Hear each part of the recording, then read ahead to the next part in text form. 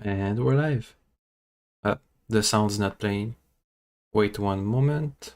I think the sound should be playing right now. Let me test out. Oop. One moment. I'm also going to write something in chat as always.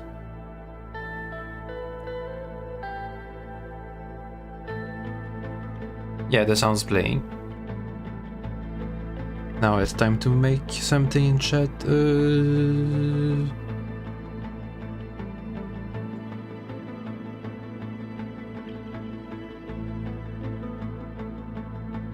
There we go.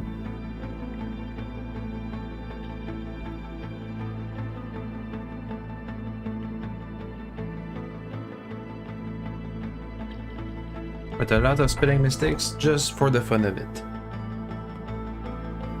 So, today we're on Suzerain, which is a... how to describe it? Like a choose your own adventure political simulator. Yeah, I'd say like that. But choose your own... basically it's a text-based game, or as the president of a republic, you make political choices. Now, I played this game a while back, like... my wedding came out in September, October, a year ago? 2 years ago? Damn, I don't know. But anyway, since then there's been a new patch that dropped, which changed around the options and the results of a certain choices. So I'm thinking of running back my old original try-hard run, where I got pretty much everything right, except I got 2 choices wrong by accident, I swear. But I'm gonna tell you anyway what the choices I do that I changed, explaining reasonings, etc. So a lot of people had trouble, like not making the country collapse or something, with war with Hamburg and all that kind of stuff. So let's just start. We'll see how things go. I mean, I've already played the game once, so it can't be that bad. We'll also be reading a lot of the codex, just so to make sure you all have the same information and a frame of mind when we talk about certain subjects or choices.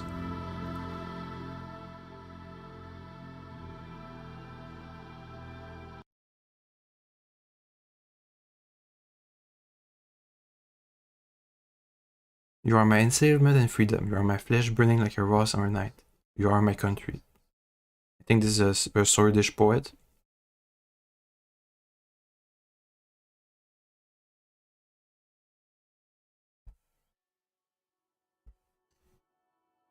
You open your eyes to this world. Look at that. 1908, Kingdom of Sordland. The people in the game don't really talk about the kingdom. I mean, nobody talks about it. It's like everybody's forgotten about it. But here we're born, 1908. Keep this date in mind, but keep dates in mind. I am a history buff, so I'm not that bad with dates, but I'll explain it later. Let's just go for the middle option.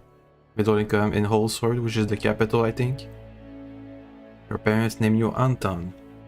He's the only child of a diligent civil servant. It's a kingdom with civil servants. Makes sense. Lived quite an ordinary childhood. It was not bad. You were lucky enough to attend a well-known public school. Public schools, even back during the times of the kingdom, but frequent fights broke out at the Rain family home. These made you feel uneasy. Years passed. 1923. Okay, here's how, if you're really bad with dates, like I used to be, you need to assign meaning to these dates. Like from 1908 to 1923, it's been 15 years. Yeah, it's been 15 years, over 15. And it's the formation of the Republic. So 1923, formation of the Republic of Sordland. Some people have, I mean, you can see this in the real world, like how in the US, the 4th of July of 1776 is the Declaration of Independence of the United States. It has very specific dates, but since we assign meaning to it, it's easy to remember. Anyway, During a history class, my favorite classes, at school, the bell started to ring unexpectedly. You heard a loud commotion outside. As everyone tried to figure out what was going on, the principal announced the historic revolution. The kingdom was no more. The Republic of Sordland was born. We'll check out more of the details of this revolution in the codex later. Anyway, I don't understand anything because I don't know much as a 15-year-old. After graduating, you pass the university exam with high marks. You had the opportunity to choose between several studies you chose. I mean, I choose history because I like it, but technically speaking, law and economics are going to be more useful since if we are going to run the government, having a law degree might make making law easier, or economics to make the economics of the country easier. But I like history, so that's where we're going to go. During the first year, you attended a lecture by David Whiskey. He was a well-known diplomat from the foreign ministry and the son of the president. After observing the hall in silence, he explained why realpolitik is important for a successful foreign policy. I agreed that a strategy based on practical and material factors would be much more successful in reaching Sordland's ambition. I mean, realpolitik is pretty much just the material influence on policies and actors in a political environment, which is okay, but it's missing something. What realpolitik is missing are not ideology, but principles, maybe? I guess would be principles or deeper meaning. Like, realpolitik, how can you explain the Crusades with realpolitik from the French or German point of view, or even the Peasants' Crusade? The only way it can explain things from the Byzantines and the Caliph's point of view, but from the people who were in some kind of divine fervor or something, like the peasants during the Peasants' Crusade War, it doesn't work at all to explain their motivation or how to influence them. Anyway, you question what you were being taught, because I just did that. And it's fine to think about what things are taught to you. So, 27, it's been 4 years since the kingdom was abolished and there was a republic. I think that means it's the first elections. Yeah, the first elections. Soldiers entered the campus in the evening ahead of the first election. Many were in shock as the uniformed men created a security cordon and started arresting the teachers. A group of students started gathering in protest, along with your best friend Peter. Just Peter, just Peter. We decided to, let's protest the military coup. One of the officers made a loud announcement that echoed through the campus. General Suzerain declared martial law in order to restore the administration. That doesn't make much sense. The administration, to restore the kingdom? Restore the administration of the old before the first election? Whatever. Please stand back and disperse to your rooms. You join the students that slowly marched towards the large group of soldiers. Suddenly the soldiers charged. The student felt that it was trampled as everybody started running away. I mean, you can stay or run away. It's kind of a lose-lose situation, doesn't really matter. The soldiers beat you relentlessly, as they do. It was a gloomy year, 27. The coup split the students into two groups and caused frequent fights. What were the groups? The pro and anti-coup? I mean, we're going to see them later, but this is what I mean by things being vague. Torture and imprisonment of any opposing forces became a daily routine in Dire. Doyer, whatever. You didn't want to stay idle and decided to join. I mean, human rights group, that's alright, but I mean, if I want to get ideals about human rights, sure, but it's not looking too good. Student council, okay, I mean, since I'm going to be running a country, having experience in actually running a political group or a group in general, that's good. A political debate group, if you want to have skill in oratory, in the art of oratory maneuvers, that's also fine. I think I'm going to go for the student council.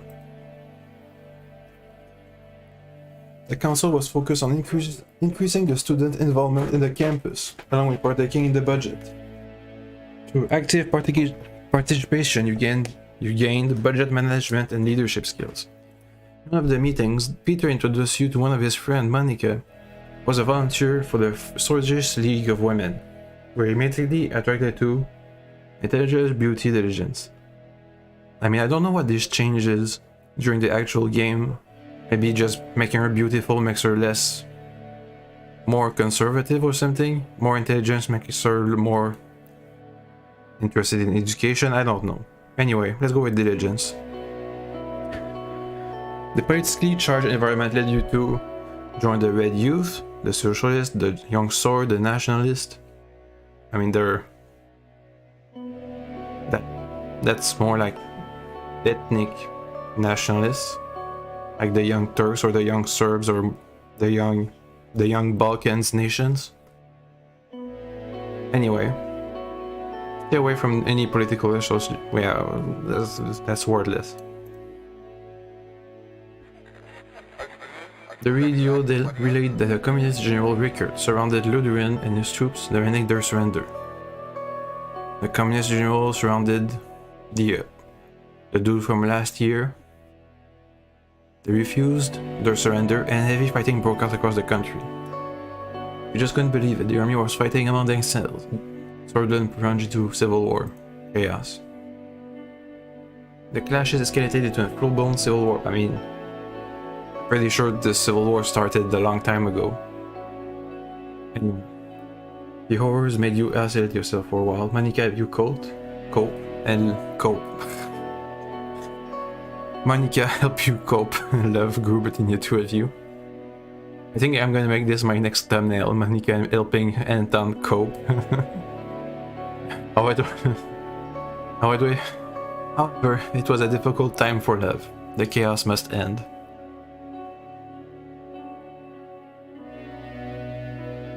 The charismatic Colonel Tarkin Sol made a sudden coup and brought an end to the chaos. I mean, that's nice. He restored the Republic, ends the Civil War, brought order, makes a new constitution, restores stability, people saw him as a savior. Up, 1 second.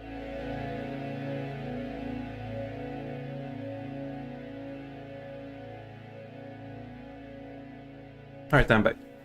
He formed the USP, United Sordland Party, and ran as the presidential candidate in the first ever election. I mean, what happens is if he loses, what other parties are there to vote for? Anyway, USP won the election by a large majority. I mean, who would vote for something else? Also, if he made a coup, well, whatever, we'll check out the codex for more information. After graduation, we kept seeing Monica and noticed her interest to marry. However, a letter arrived from the military calling you to fulfill your compulsory service. It was time to serve your national duty. A devastating civil war broke out in the neighboring country Sordland, just 3 years after the Sordland Civil War, and 1 year after the end. The Sordland Civil War lasted for 2 years. Okay. Devastating civil war, the distinguished Major, Joseph Lancia, ordered you to lead a squad on a border patrol mission. It was a very cold winter night when you began marching out of Gumran outpost. Really cold. After several hours of marching through the snowy hills, distant noises were heard. Visibility was too low to confirm the source. The squad crawled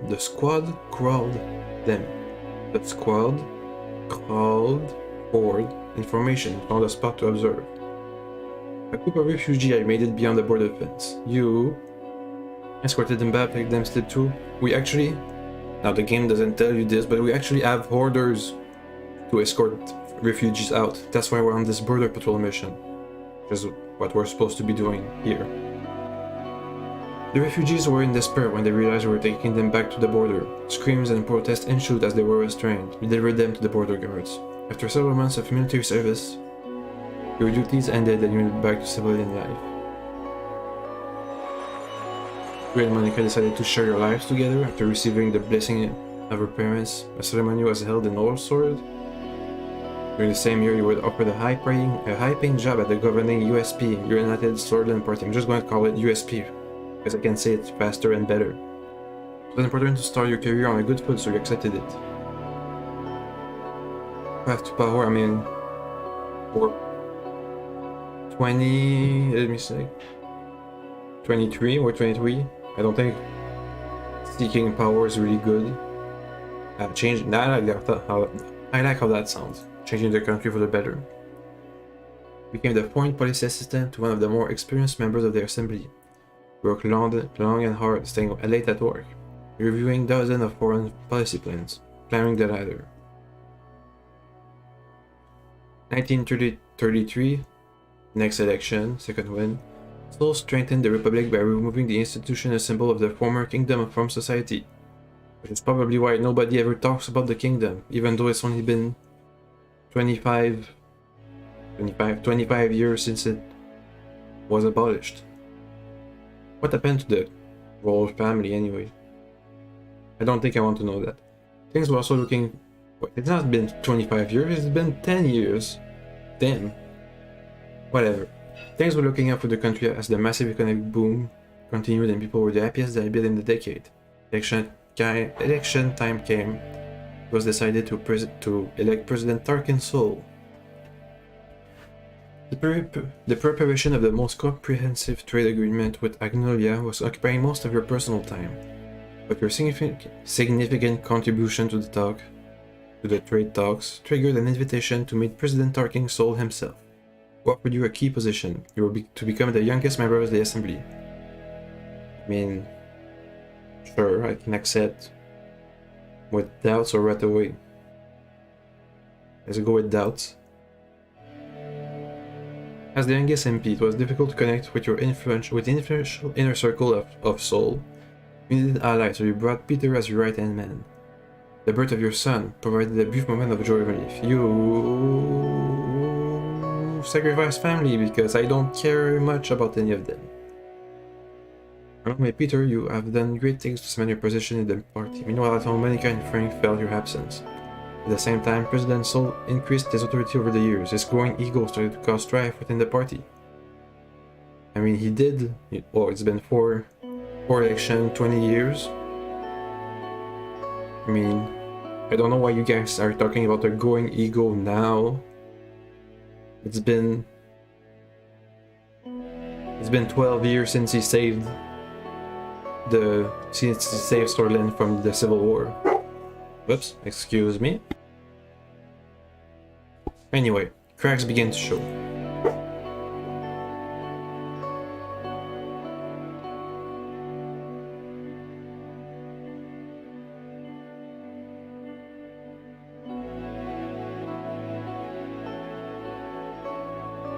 President Sol barely secured a majority in the election against the opposition leader. Over the past year, people were growing discontent with corruption and the worsening quality of life. Meanwhile, calls for United Sordland Party Congress became louder as leadership struggles started to brew. And I don't mind supporting the president. He did make me a member of the assembly, and he did save the Republic a couple years back. And I don't actually know what he's doing. The contenders for party leadership was Ewald Alfonso, a reformist and talented business magnate with a growing popularity within the party. You're trying to secure votes for President Sol, who noticed your loyalty and approached you with a lucrative deal. I had a meeting with him. The president offered me the position of Minister of Foreign Affairs and Trade in the next government if you backed him in the upcoming vote. I mean, yeah, sure. Why would I reject him? I'm supporting him. The party congress was anything short of impressive. The banners of USP, United Sordland, were decorating every possible spot. Thousands of influential political figures, lobbyists, and benefactors gathered to this turning point. The voting for the party leadership began. Voting for him since I'm supporting him. Unfortunately, he lost the leadership vote to Edward Alfonso with a small margin. Thanks, me. I made that margin even smaller. During the Congress, Sol announced his retirement from politics. The systems he had established were to stay much longer. His achievement would be forgotten. I mean, I would be troubled by his departure since he's a general, right? And he's the one who made all these institutions and constitution. And for the first time since the formation of the Republic, we have a new president.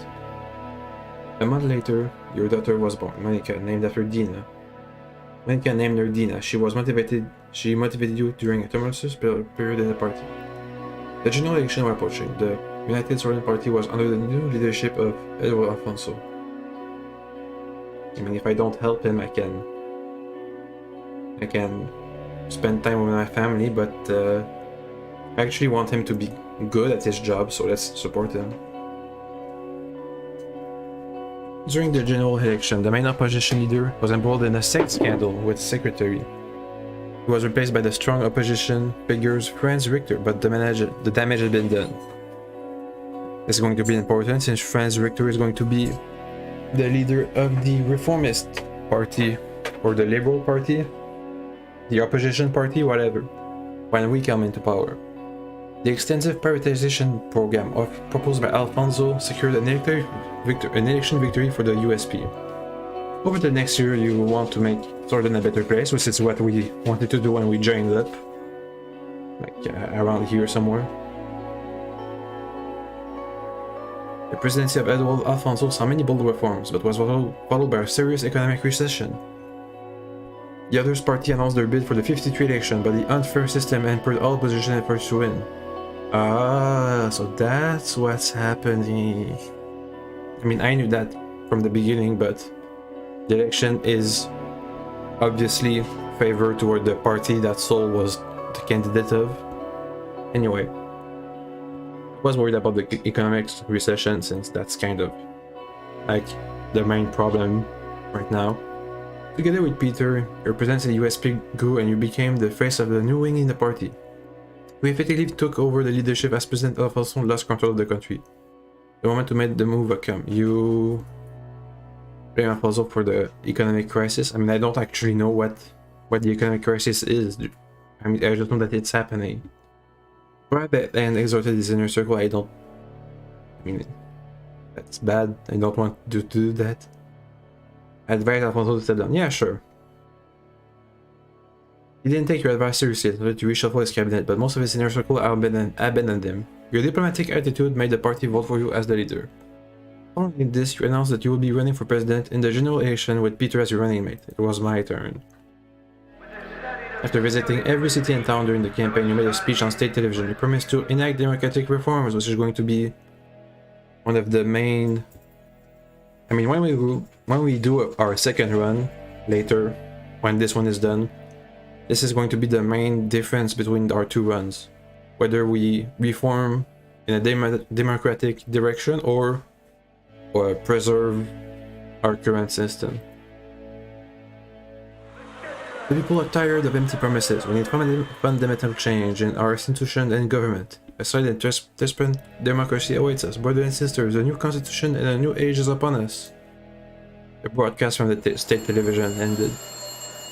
It's 53, where I can't see anything. The Republic is 30 years old, I think. And we are 45, I think. Election day, millions went to vote. Time to face the truth. Chapter 1, President Reign.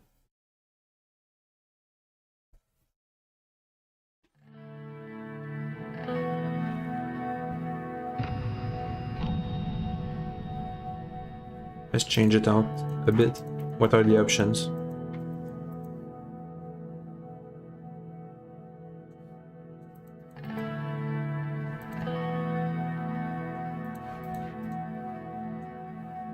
Is there a Prussian beard? Man, that's nice.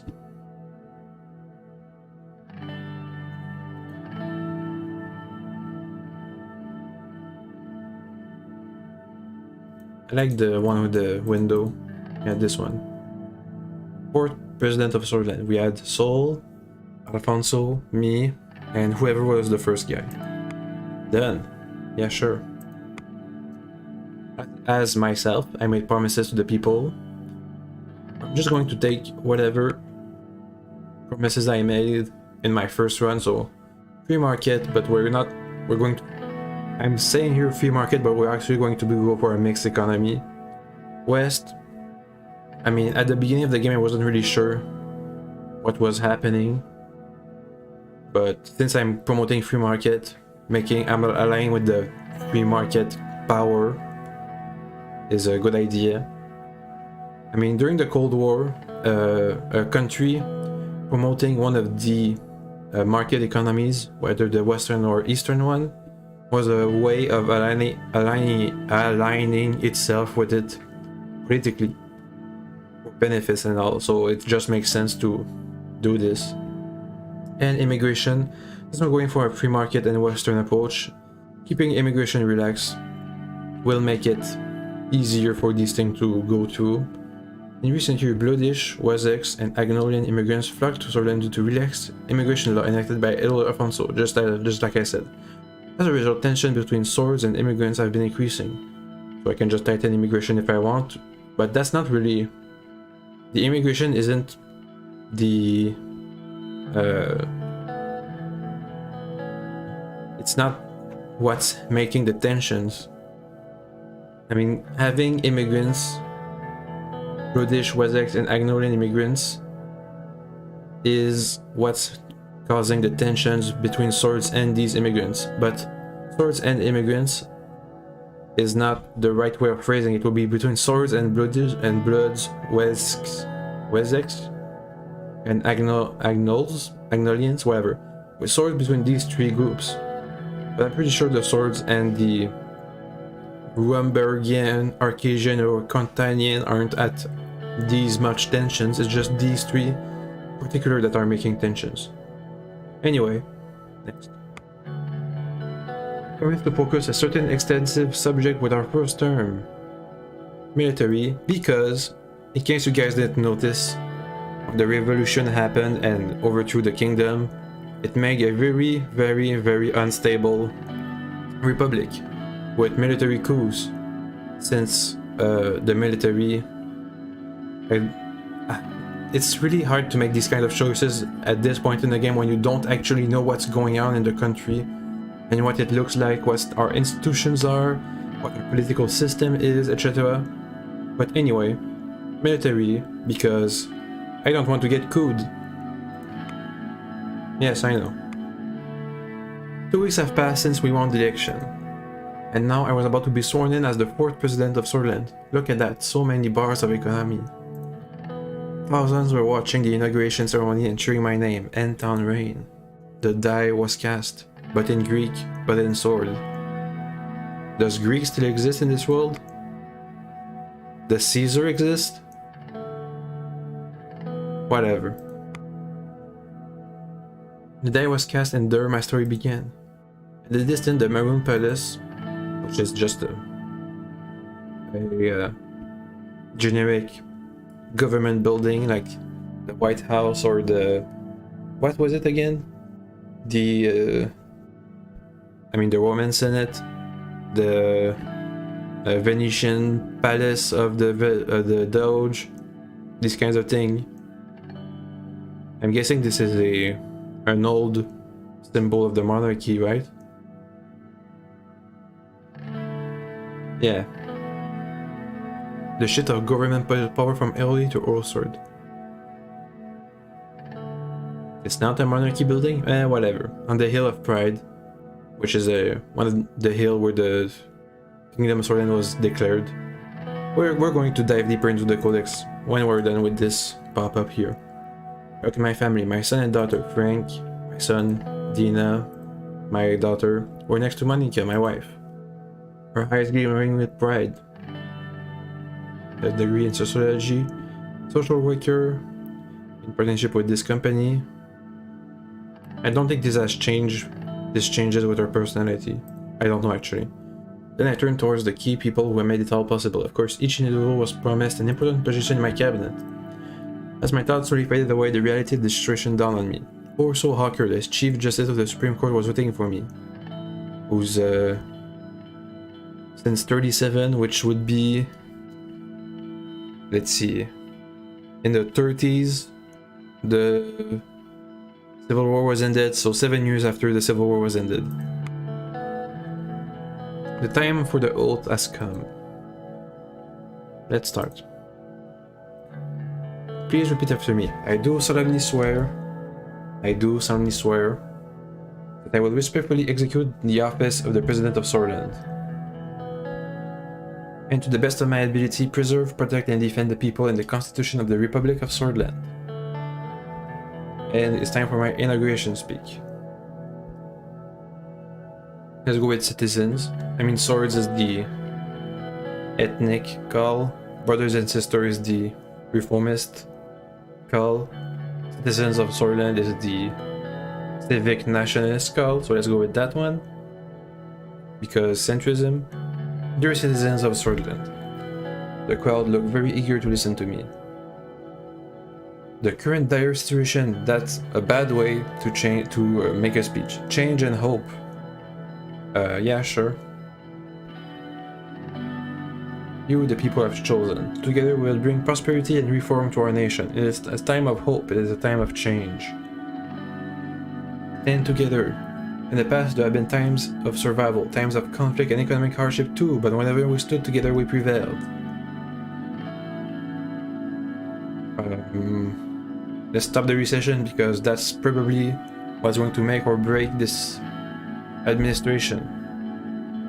United and powerful Sordland, change, capacity. Let's go united.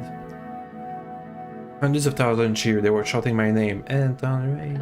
I felt the responsibility, the power, and the burden all at the same time. Let's wave. I took a long look at the people of Sordland to burn this moment into my memory. The presidential guards came by to notify that it was time to leave. The presidential state car was a jet black Cadillac with flags of Sordland above the front headlights. Next to it, a man was holding the door. It's Serge. I like Serge. He's nice. Hello. Sounded the effect of the speech I made. Hearing my new title made me smile. If you're ready to introduce myself, I'm Serge, your new driver. Hey, Serge. It's an honor. He respectfully bowed his head before pointing the dark door and gesturing inside it. We'll be heading toward the palace. Motorcad began to move. He explained his duty as a driver, which I don't know because he doesn't tell me. Yay. Myself lost in thoughts again, barely paying attention to what he was saying, but I want to. Suddenly made a gesture toward the now closer palace.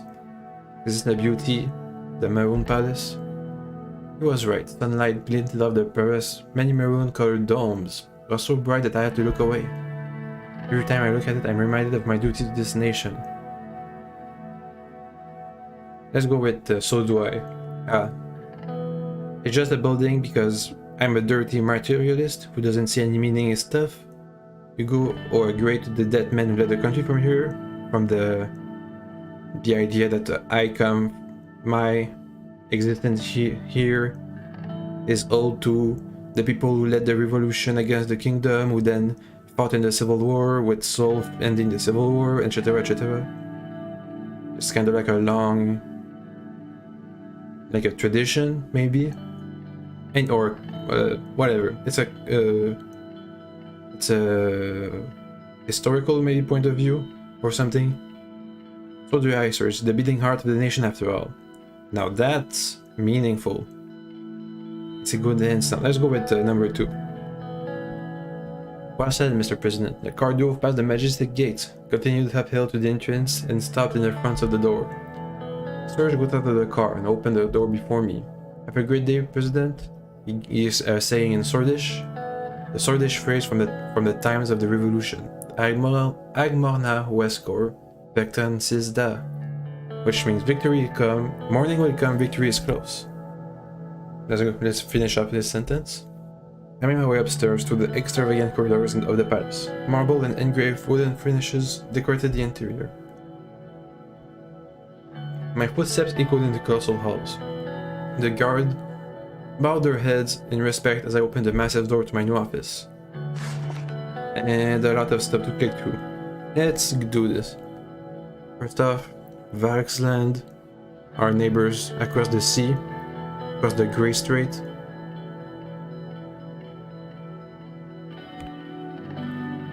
Chancellor Helgen, this dude, sent me congratulations on my great victory and wish for close cooperation between our countries. The signal concession from Voxland in case of a promising trade deal. Congratulate the Swedish democracy for the successful election and warnings about the threat of Arcasia's growing influence to Eastern Mercopa. Conversation from the Prime Minister Van Horten, congratulating us on our election and promise our party stance on just and transparent election. What? Congratulated us on our stance. He signaled his wishes to continue the trade partnership between our countries as equal partners, as opposed to the earlier trade deals which I made with him, which he believes gave Sordland an unfair advantage. You say it's unfair because we're weak right now.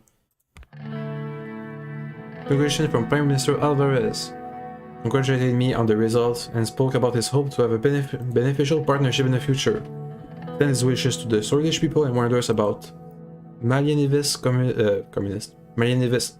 People in this world use communist and Malianivist interchangeably.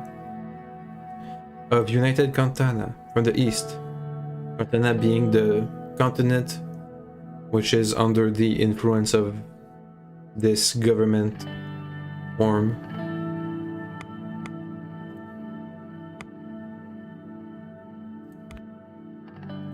President Smolak, who's the kind of dictator of Wessex.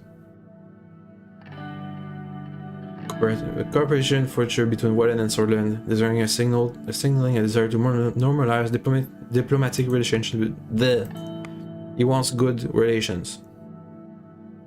And Rumberg didn't say anything because they're assholes. Low production in Agland. Not low production, productivity growth. Areas of food insecurity, malnutrition, rural poverty. Lack of investment in this town. Foreign investor from Agnolia don't want to invest in the city. 90% of a company's expenditure in Agland is absorbed by logistic costs, while in Pure region this figure is below 10%. Which is going to be useful later on. The port of Black Haven loses importance. A negative indicator for our administration has the potential to shine as a major trading center. It's the largest port in Sordland. Let's just check out what produced into a report here. Logistical issues in Sordland because there's a bad infrastructure in the capital. A big metropolis but hasn't been updated. The general staff of the army gather in the camp near the capital. The chief of the armed forces, this dude, made a public stress statement highlighting the increased chance of military competition in Eastern Mercopa and thanked us for the promise of strengthening and supporting the military. This run we're going to make a peace, let's not go to war run, and next one we're going to go to war. Even though I promised to budget the military. Anyway, the Holdswood Post. Ryan spoke of change and hope.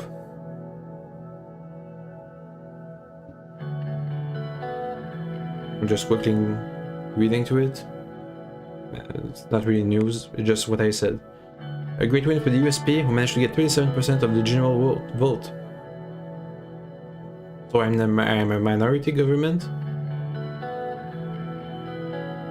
Came from the right-wing party. The runner of the general vote, the Liberal Party, Reform Party, whatever, the liberalism, whatever. The left-wing party didn't concede. Thousands of supporters have gathered in the street of Whole Swords, the capital. Campaign slogan, waving flags, displaying USP party banners. A good mood of celebration. But the Whole Swordian, like myself, has become the president of Sordland, by the way. And you only have 4 chances of one of your city becoming president. New assembly begins duty. The 7th election. 37% with the Liberals getting 20%. The right-wing party 11%. The commies are like at 8%. 8%. The Bloodish party are at 6%. 9%. The new term begins with the opposition of both of the parties under the USP government. The unrepresented votes below the threshold results in the USP taking 52% of the seats.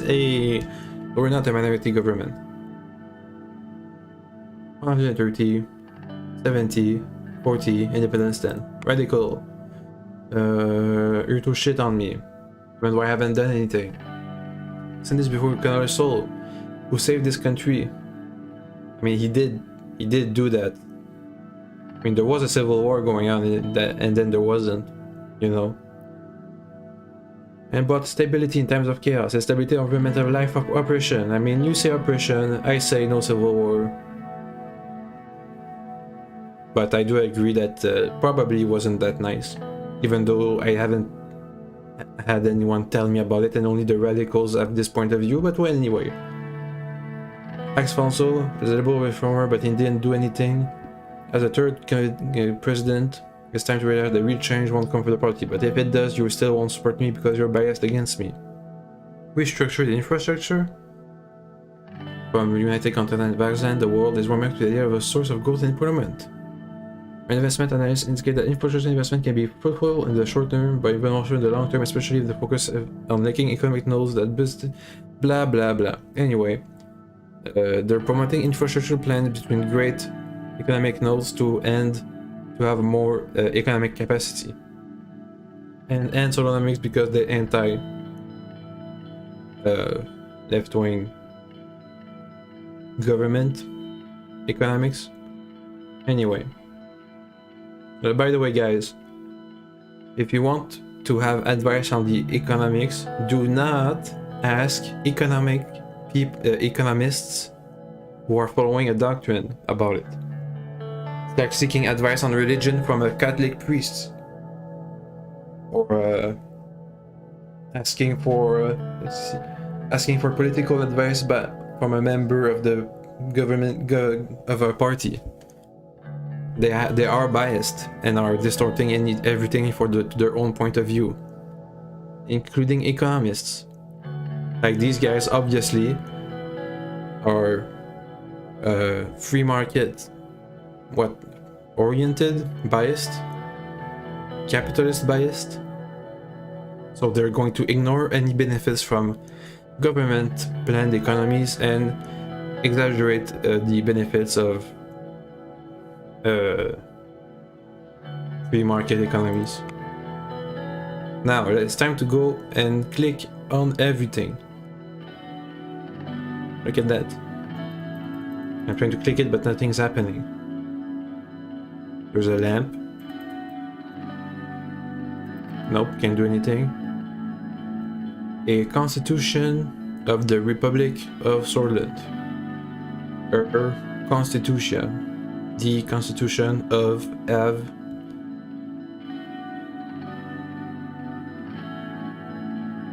Cup of tea, coffee. Benny President. Best honored President of the Republic of Sordland, Maroon Palace, Suit 1D, Vector Strater Nord.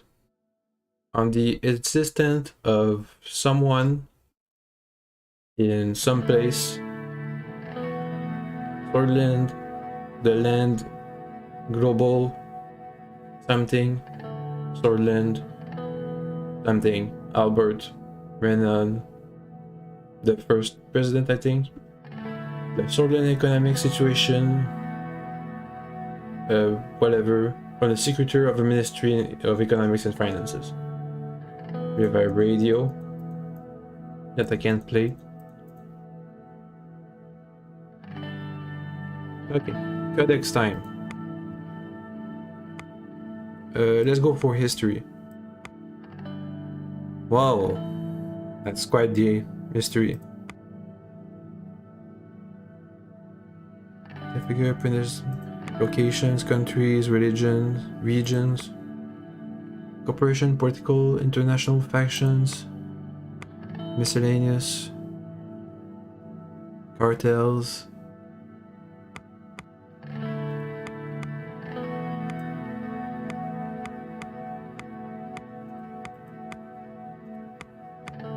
Let's go with history. Wait, let's go backwards. So the Republic of Sordland, which we know about. Sordland, officially the Republic of Sordland, just like how the Czech is the Czech Republic, or how, I don't know, South, whatever, Canada is, what is Canada? United States is the Republic of the United States? Anyway, the country located in eastern Merkova being a continent, eastern, lying between the Sorn Mountains to the northwest, which I can't see because there's no geography on this map. The Marken Sea, this one, to the northeast, the Cavendier and Gummern Mountains to the west, probably along our border, the Ongu River to the south. Can I see it? Ongu River. This one here. Major river, I think. And the Antican Sea. The Sordland is bordered on the Rumberg and Agnolia in the south by Welland and Lespia. A unitary presidential republic, capital in Holsword, largest city. Can I have stats or something? No, I want the stats for the city. 5 million people, largest city. Second popular city is this. God damn it! I want stats. Deer, which is somewhere here. 3.8 million people. Financial center is this one, the New York of our time. So that's about 10 to 15 million people, I guess. Maybe we're at a 13 million country. Other major urban areas include all these places, which I don't care. Official language is Sordish, which is important because we have many ethnic minorities which speak probably different languages. The fall of the Renan aristocracy and the independence wars of many countries in the Western Europe in the 19th century. What is this, like a Ottoman Empire kind of thing? Or in the Balkans or something? Anyway.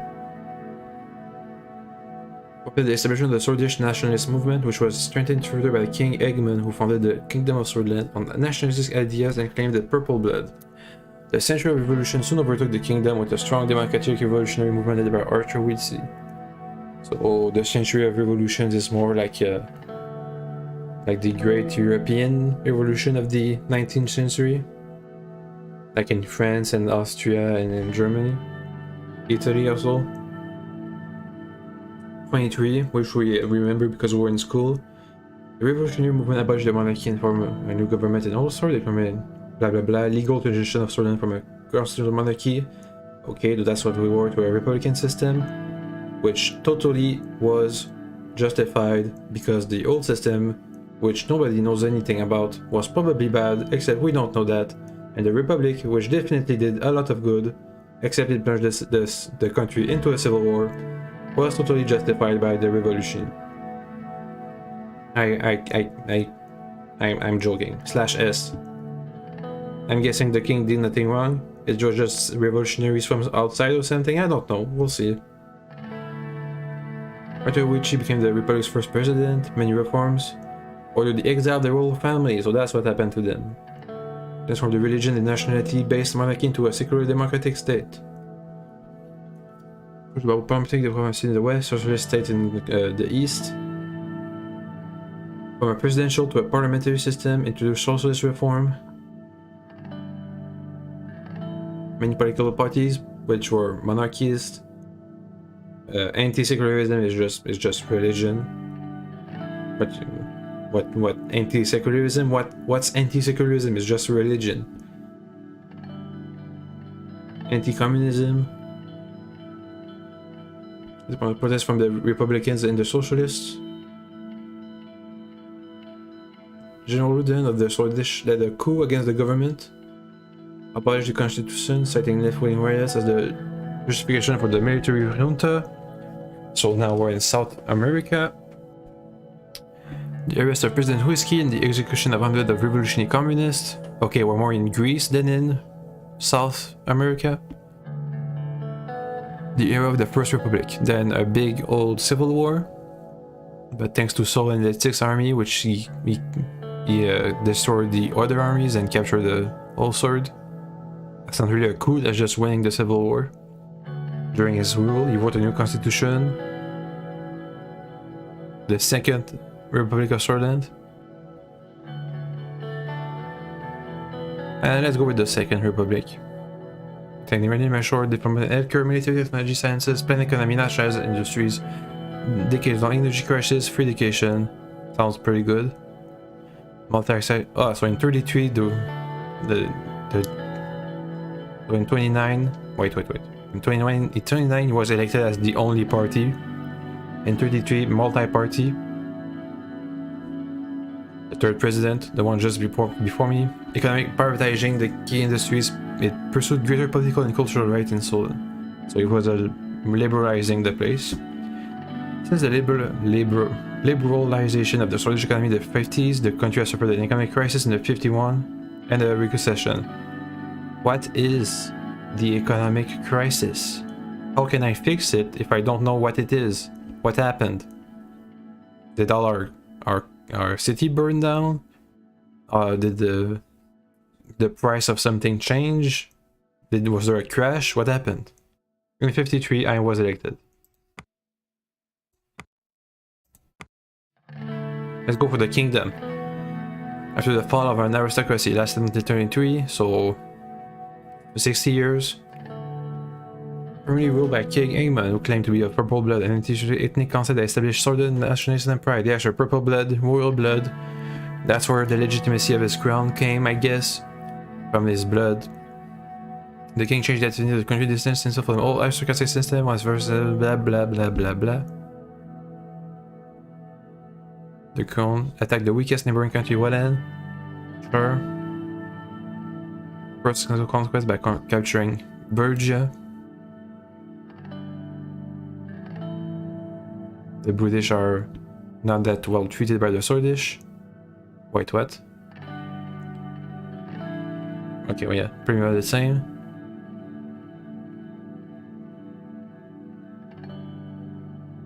Anglo-Swedish. So they're assimilated in Agnad. Invasion of Romberg. King Alfred of Romberg launched an invasion of Sordland. It was a 15-day war. The king seized the asset for his personal treasury and did a welfare program in a large protest. Wait, what? The king seized the treasury of the aristocrats and ended expensive welfare programs. And that's what caused the revolution, I guess. Or not. Skill architect manager. The agro city of Deer. Valendam, free trade zone of Sarna. Nice. If the territorial disputes arose between the kingdoms and the empire of Vagos was a large colonial power at the time. The later retaliated by embargoing Sordland ship. At the time, the Vagos fleet was the largest in the world. Thanks, England. but Valgos, whatever. Massive threat to sea trade, other internal issue. Egmont didn't have any male heir. The Century of Revolution, which we'll check out. Sweeping to the neighboring country. The king's advisor was radicalized and then abandoned the king. Yay.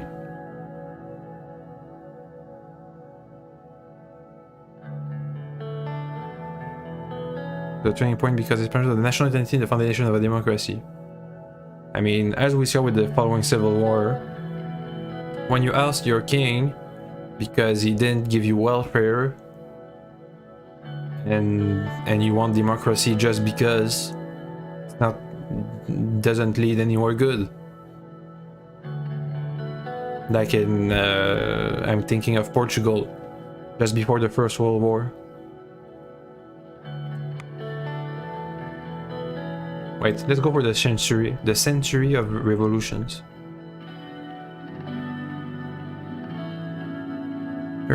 Number of significant revolutionary moments to blah blah blah blah blah blah blah. This is basically the Victorian age, where things were liberalizing and monarchy started to die until the First World War, where all the monarchies except England died, and Belgium maybe. And is Sweden still a monarchy? Okay, let's rephrase that. All the monarchies of continental Europe. Wait, no. All the empires died. Yeah, that's better. Except for Britain. Damn it. When the king of Arcasia was overthrown. So Arcasia is like... So it was started by... in Arcasia. So it's like the US for being the first democratic republic, but it's also kind of like France for inspiring the revolutions in the rest of the continent. Democracy, communism, and nationalism in some places toppled brutal monarchy, in other it brought down enlightened meritocracies. Like here, I guess. The last remaining empires split into small nation states, which is usually what happens. Thanks. If you want an example, look at the Balkans. That's when the nationalism fragments a nation's state, but it can also unify places like in Germany and Italy, where the nationalism, instead of separating the people into smaller and smaller regions, instead brought them together in greater and greater regions.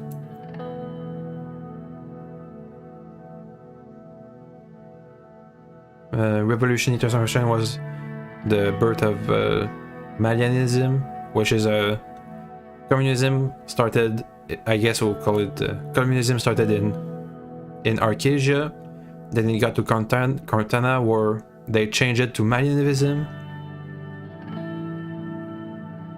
Malianism revolution reached far beyond the sea, so that's when we go for superpowers. The fall of the Valgos Empire, massive decolonization of China and Raika, ideas of what's known to be the Third World, Arcasia, the first democracy, became to... So it wasn't the First World War, it was just... So let's imagine this. Instead of there being the First and Second World War, which establishes the Soviets and the US as the superpowers of the region, instead it's like... The Soviets still rise in Russia, and the US still becomes a great economic power, but without the world wars, and they just are in a race. Something like that. World Financial Center, etc., etc. The revolution is generally considered to be the end. Bipolar war emerge. Global conventional conflict, that's not occurred. But proxy wars. Yeah, so it's just the Cold War. Brennan aristocracy. Was more of a people's man than an aristocrat. When a warfare did not exist, he made them bread and circuses. Basic clinical treatment. I mean, I don't know how technology works, but basic clinical treatment in 1649 is just cutting off your arm and legs population was made up of swords. Rumburgian King Edward. So Edward is a royal title name given to multiple royal families. The War of the Dying Roses.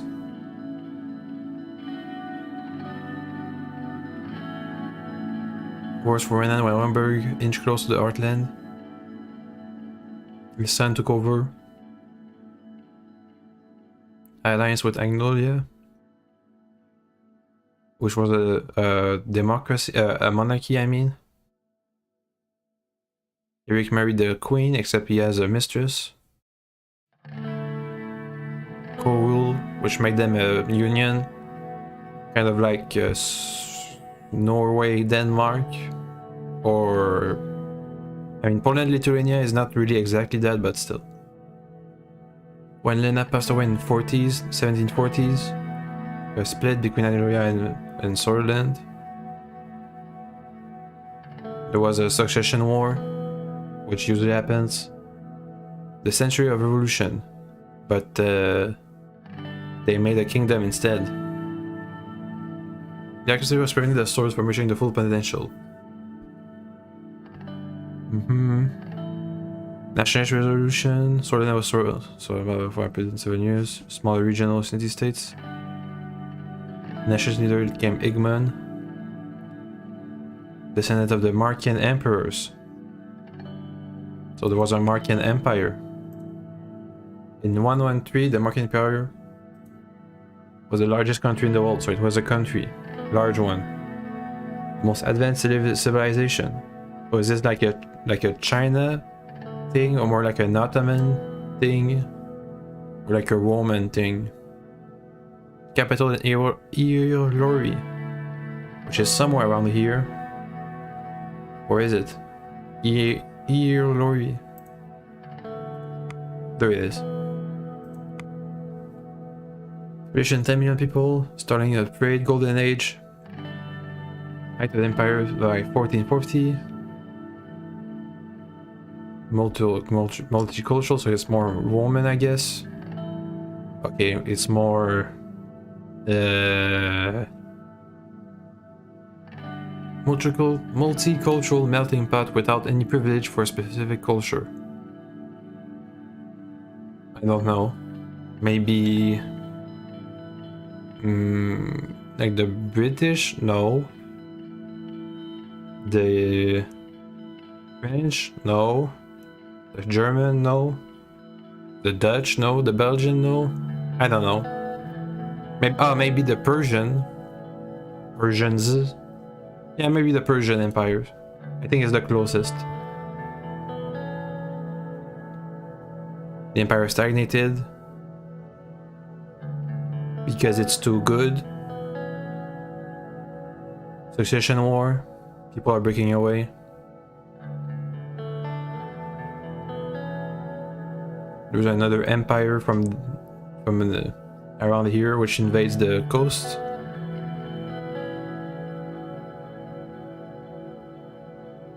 I guess they just kind of fell over and died. What is the tribal wars? At the tribal wars period. Yeah, sure. A Khan. Ah, so it's the Mongols they're trying to say, kind of.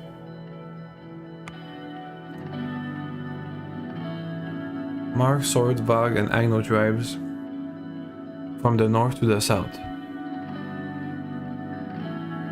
So it's like the Sea Peoples or the Germanic invasions. They landed the room and then they just passed through.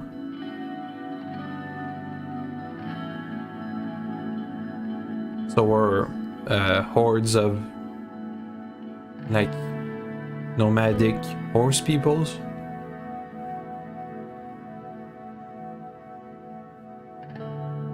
Okay, so that's that. What's important events? What and civil war? This is genocide. A proxy war. Oh, okay, I see. So it's like a Nigerian civil war kind of thing. Rise of a left-wing militia. The Sordland coupist record. Ally with Arcasia. Arcasia goes deeper into it. Since the first coup, the left-wing militia, it makes sense if they're being supported by United Cortana. Ethnic clashes. High levels of arms. Things get worse. The Death March.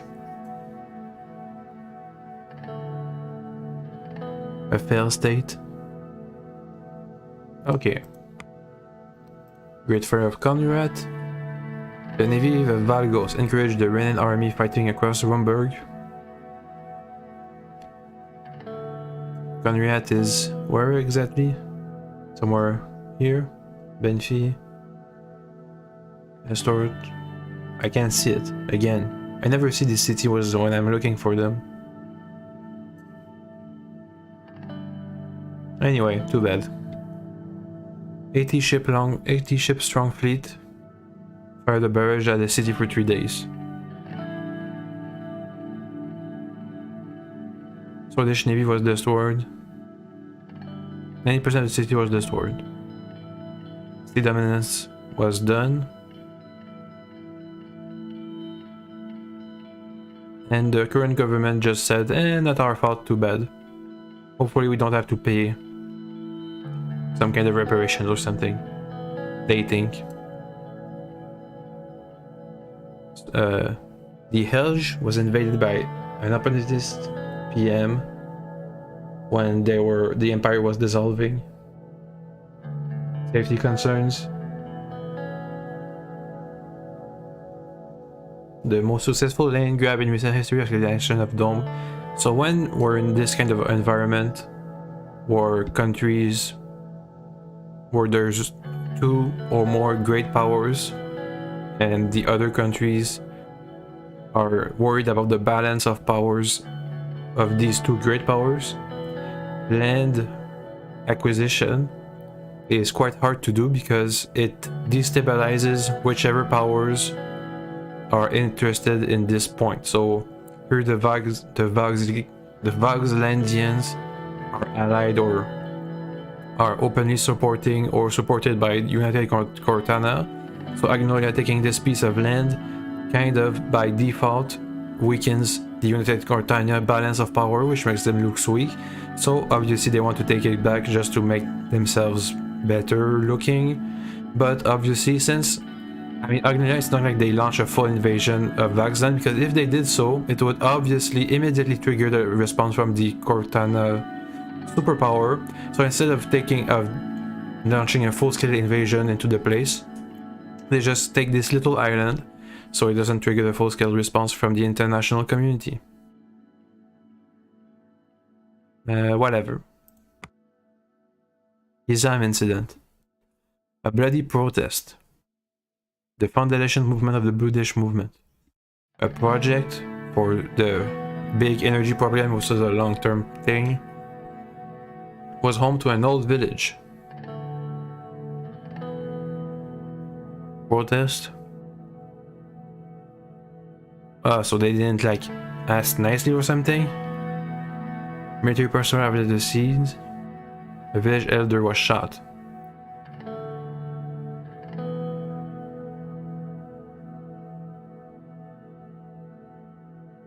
The protests and riots. The persecution of the British people. I feel like you guys could have solved this problem earlier if you just, I don't know, maybe if you asked nicely or something. Or it's not like this project was for the detriments of the British people. They also suffer from the energy problem as well. I guess it's kind of a situation where it's I mean, I would like it if the energy problem was solved, but not in my backyard, please. Anyway. Yeah. So finally the village was raised and the constitution was done. Can I see it? No? Maybe here? Maybe here somewhere? The 15-day war, something between Rumburg and the kingdom. Rumburg launched a series of preemptive attacks against the Swordish forces. And they made the counterattack to here, Crimsred, but were pushed back. Ethnic Rooms were living in Estord, here, guerrilla attacks, relocating them in the some more region, I don't know where. We were relocating them around this region. The river is close to the vessels. Wait, what? Well, okay. Estord Rumburgian lives were lost. Push the front lines. Spontaneous killings. Any military success? Ceasefire. Alright. The Forest of October. Descension Day. God sent the divine will to Saint Dast on 16th of July 1864. Beginning of the Unity religion that spreads all around the world. Celebrated across the world. Saint Dast. Fasting. What's Nurism? A monotheistic religion. One creator is the divine god, Saint Minister Dast, biggest religion in America and the third largest in the world. Divine messenger, the divine god is an entity believed to invade all things. The one must strive towards the constitution of the god, a divinely ordained pair in the axis of life. All this goal. The two range of Dastrinity and Ruacism. Directly literal following the teaching. Interpretive approach.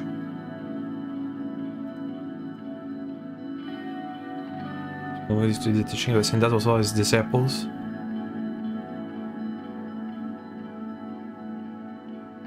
So they're looking to construct a concept within themselves to achieve salvation. Sure, I mean, I guess it's nice.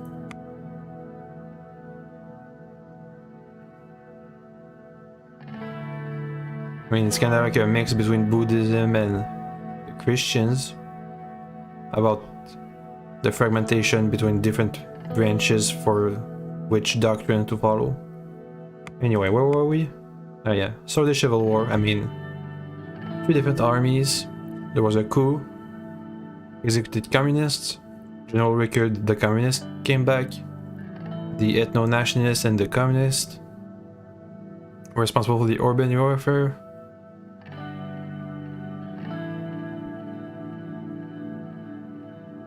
Colonel opened fire on militant rebels, killing a lot of them. Won a victory. Following the war, he wrote a new constitution. Okay, recession. In the Sordland, this not with the Russian constitution was triggered by a fast-paced privatization plan that disrupted the economy and caused hyperinflation. So that's what the problem is. Hyperinflation. Good. Key government seems to get that there was more at fault within the state that. Okay, what? Thanks. Thanks, game, for not letting me know. Ideology. Solonism. Portrayed by souls. Sweeping political reforms. Separate. Religious reform designed to separate the new republic from. We say to support the science. Republicanism, nationalist statism.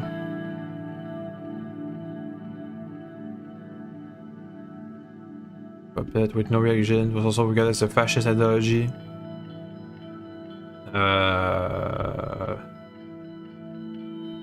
I mean, I don't know, fascist ideology. I guess Sol likes the democracy / republic form of government because he didn't like go back to the aristocracy of the kingdom. So I'm guessing his wishes for republicanism are true. So I don't think it can be qualified as a fascist ideology, though the statism part might make it so. Old Guard of Sordist. State ideology of Sordland. Malianism, communism.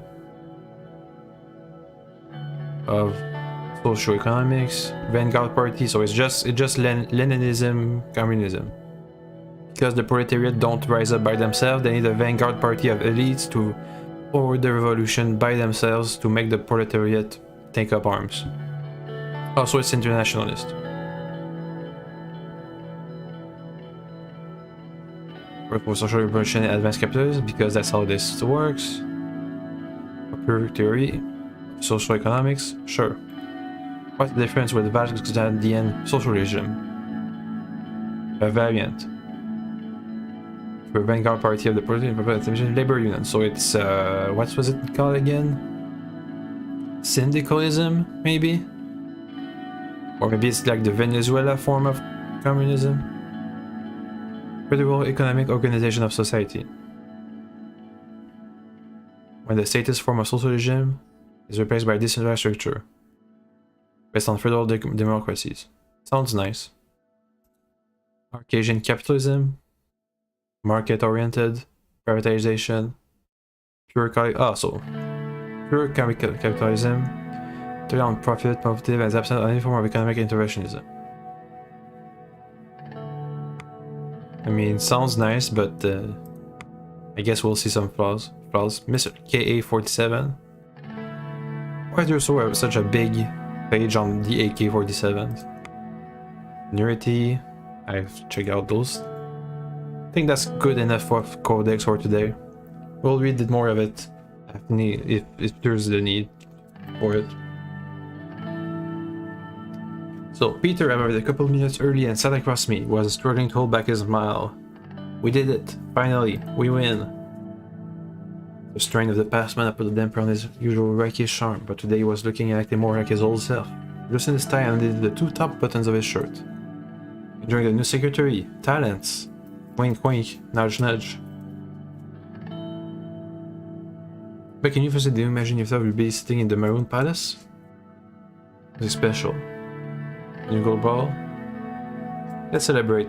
I got some nice stuff. An exquisite whiskey bottle. The 1924. The year after the revolution of 1923.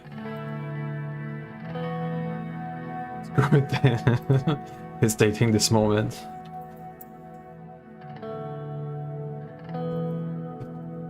Up one moment.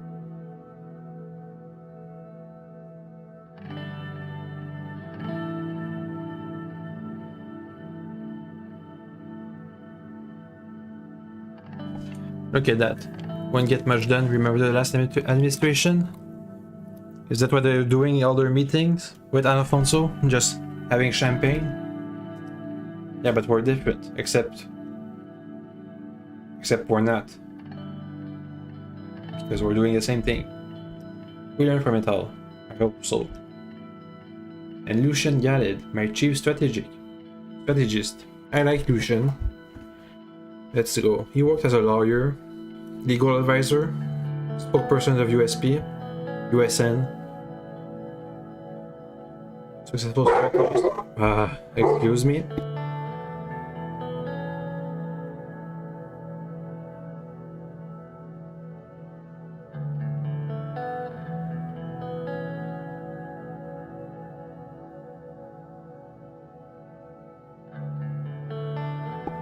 Is it me or do they have different skin colors? There should be like an information page like height, age, ethnicity, whatever other background details would be useful, favorite food. Anyway, Lucian, I like him. Gentleman. Exactly at 3 o'clock. Glad to see you, Lucian. He speaks in soft, clipped tones. I don't know if I can replicate it. Let's start by evaluating our current situation. The majority of the Swedish people demand change, concerned about the economy and the constitution, but they blame the systems. People are losing trust in our democracy. People are losing trust in our democracy? I think that's wrongly phrased. I think it should be people are losing trust in, our democracy? Whatever. I don't know how to rephrase it. It sounds like an hour as in me and him's our democracy instead of our democracy, like the people's democracy. Anyway.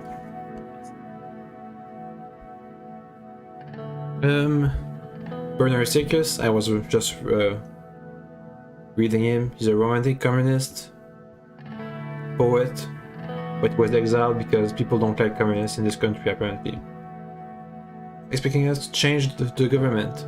Franz Richter, leader of the Reformist, businessman, leader of the major shareholder in the Taurus Holdings, studied economics, company for the machine parts from Acacia, Taurus Holding, human rights advocate, opposition, dictator, deep state puppet because he's of the officially recognized opposition party. A good reformist, democratize our broken system, which is what we're going to do. Listen to the people. If we lose power, we'll be able to do the change we need to make. Let's go with democratize our broken system. He will campaign for a true change that will move the country forward. Manualize against the old guard. Let's click on it. Old guard refers to Solenists, Solenism, the Solist, who wants Solenism. Well, it's called an urban myth and dismiss it. Lucian trusts in it, so I'm just gonna assume that it exists. Mr. Richter persuaded members of the assembly to give their support for drafting a new constitution, which is what we wanted to do anyway, so it's nice that he does our work for us. Reformist politicians are increasingly in number. The reformist wing inside our party are in a minority. They have a they could have a tripartisan majority in the assembly. If we unite under Franz Richter. Can we change? We're pushing an ally. Yeah, sure, he can be a potential ally. Limit the president's veto powers. Supreme Court is independent and take away the court's right to vote on constitutional amendments.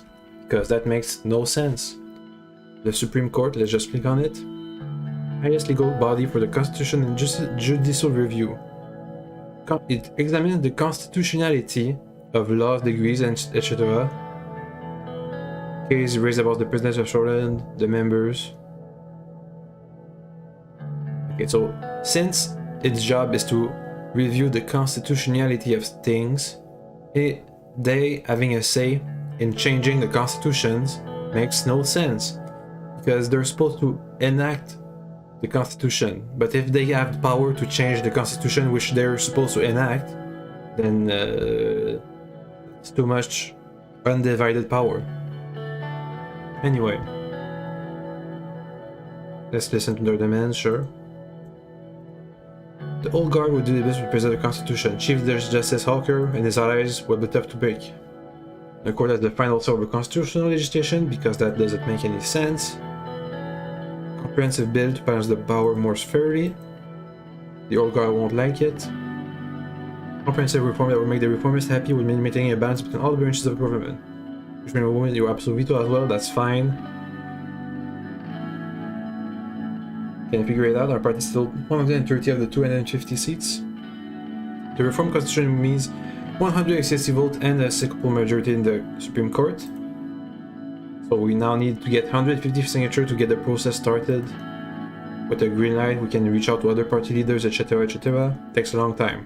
Let's go for a democratic constitution. Let's think for options for our next playthrough. The new constitution will give the president wide-ranging powers. We could work with the old guard. I don't know what this would ensure. Just wait.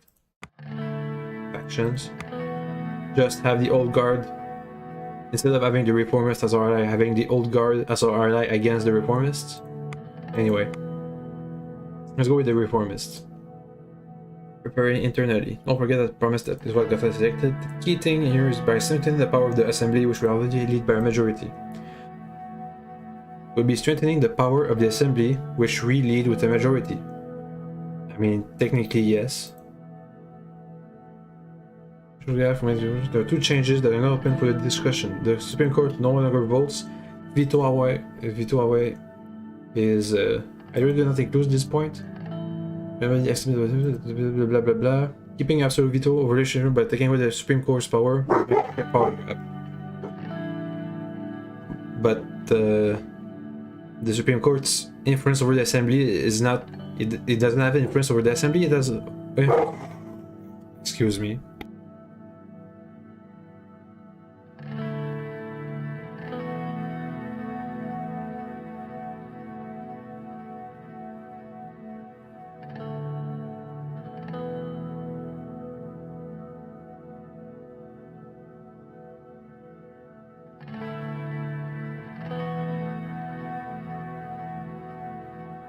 Okay, I'm back. The dog started barking, so I just asked him nicely to stop. So, what was I? Oh yeah, the Supreme Court doesn't have influence over the Assembly, it has influence over the Constitution. Anyway, reformists are pretty good, loud about their thoughts on presidential power. Well, look, it looks like the reformists are actually wanting to change our form of government from a presidential republic to a parliamentary style one. I mean, we could change our title from president to prime minister. That way the reformists would get what they want, but I would still get my veto powers maybe. I mean, I know it's not an option, but stuff to think about. Yeah, sure, that's their demands. Reform committee. Reform content next year, later the year. The oligarchs, the private NGO assesses the economic conditions. Leader held in circuit, economy, security, internal politics of Sordland. The future of Eastern Microprocessor decided these conferences. I mean, they can try. Walter Tusk, which is a business magnate, I guess. Ah, The Economist. Look at that. His career, engineer, electrical engineering, businessman, the 40s, energy industry. He's involved in the dam incident? Wait. Cigar business. International ties to the other countries. The most important businessman. The NBC. This is a government structure instead of the Lautenberg Group, which is an NGO. This one is a government one. Apparently they have influence over them, so it doesn't really matter. Yeah, sure, let's be diplomatic. The philanthropist, media entrepreneur, master's degree in communication. Okay. The group's influence is an important force, which we could do for administration advantage. Economic policies, the economic behavior without us. This should make sure on our side. Whatever. You can be careful, it looks like the lesser evil, but could create turn out to be the other way around. Our player election campaign focus on military. This is a safe choice. The military and general staff are powerful elements in the state. And as history tells us, a dangerous one too. Yeah, that's why I took them in my first run. I mean, I saw it coming. We're a republic, really stable. I swear this is totally gonna last republic, which was overthrown by like 3 generals in the army. So increasing military budgets would probably lessen the chance of this happening again. Let me take a quick line with the Rumberg threat on the horizon. You need them. Rumberg is a massive threat, allied with other nations. Our defense minister, this dude, is more loyal to us compared to the general, but I think he's going to be pretty happy with his budget. If we are strongly against the military, both of those guys will unite against us, he means defending them. Precisely 30 minutes. This is our political briefing. What? Something changed? Reform committee? We have won the election. They came to work with the reformists. The Committee for Reforms. The Speaker of the House, which is the leader of a conservative wing of the USP. Supporting an assembly goals for finance bill. This dude changed the criteria for the proportion of votes won in general election to proportion of seats won. And as we saw, since things that don't go above the 10% threshold don't get into the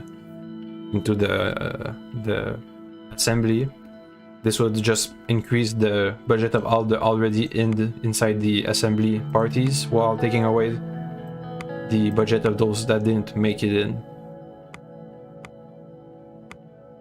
Rumber coming south. I mean, you know, if you told me that before I had my decision about what to fund, maybe I would have changed my decision. I mean, I didn't, but it could have. Increasing homelessness. Region of Berger is among the worst hit region in Sordland, where homelessness has skyrocketed since the economic recession. 25% in the year. Stark among British people. In 72% in 6 years. Homelessness among ethnic minorities has reached the highest level in more than a decade. British minority account for 7% of all homeless people there. Good to know. Yoink. I mean, I guess it's to be expected that the repressed ethnic minorities are the ones that are worst hurt by the economic recession. Public opinion report has changed over the last decade, have resulted in an increased demand and demand for democratic reform for 55%. Let's go for the economic situation. Minister of Economic, Commerce and Energy, Simon Hall. He's neutral, I guess. I mean, he is biased for the free market, but he's not too bad. Gus Manger is just a corrupt businessman, to be honest. Liz Grash is a conservative, Solanist, I guess we could say. First incident arrived first, carrying a heavy projector. They stood by with it. In the horror, I can hear Lilia's voice. She was using the patient, almost motherly tone she often used in heated arguments. Because you think an economically advanced area is in more need of investment than Agland. Shades of brown, with a yellow religious star on the necklace. Don't be an idiot about the unemployment crisis in the greater Holford and Gasland region of Gorey, with this area on your economic heartland. Minister of Agriculture and Cultural Developments. I mean, they're kind of taking each other's positions in this argument. He has a far-reaching network of connections. Good morning. Very well and motivated. What's the discussion about? Infrastructure plans. I mean, I'd like to know what it is. So he has companies because he wants to give the government contracts right away to the companies he has connections to. One of the assistants by the door who are struggling for the EV projector that they were carrying since the beginning. Below I'm petting of soul. Please leave. I was worried the assignment had never quite had a way with people, but his facility with numbers made him the most sought after economic specialist in Sordland. Let's wait, no need to be rude. The police station construction in Estord. Start the government boundary issues. Can they go that one? So they're just shuffling around their priorities. Some development about the Sordland Ren, losing further value to date. We're trying to stabilize it. The recession of 51 put economic pressure on the economy. The collapse of the value of our currency. I mean, they did say there was a hyperinflation going around. GDP and debt. I think this is a bad ratio, right? I mean, it's fine to have high debt, but having more than 100% debt from your GDP is a bad sign, right? I mean, look, it's fine to have all these numbers thrown around, but we need to assign meaning to them. So the meaning I am assigning to these numbers is really bad. There we go. Unemployment and inflation rate, which are bad and bad. Unemployment is increasing, more problems. Status of the recession. Economic is dropping. If you don't know, the definition of recession is a drop in economic development, I guess. The average GDP dropped by a third, which is a bad number. Let's move on to economic strategy. So basically, this is just going to be a big argument about whether we use the free market or the planned market. Let's go with what are the downsides of the planned economy? Or less efficient. Recession. And that's about it. Superpowers.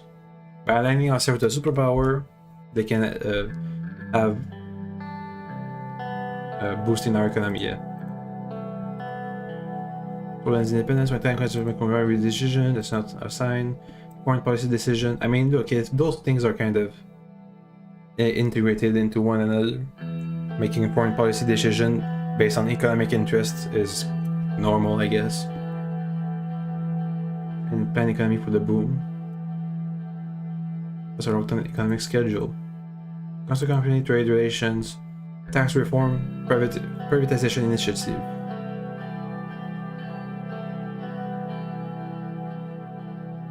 Will it bring us stronger allies? Make Arcadia.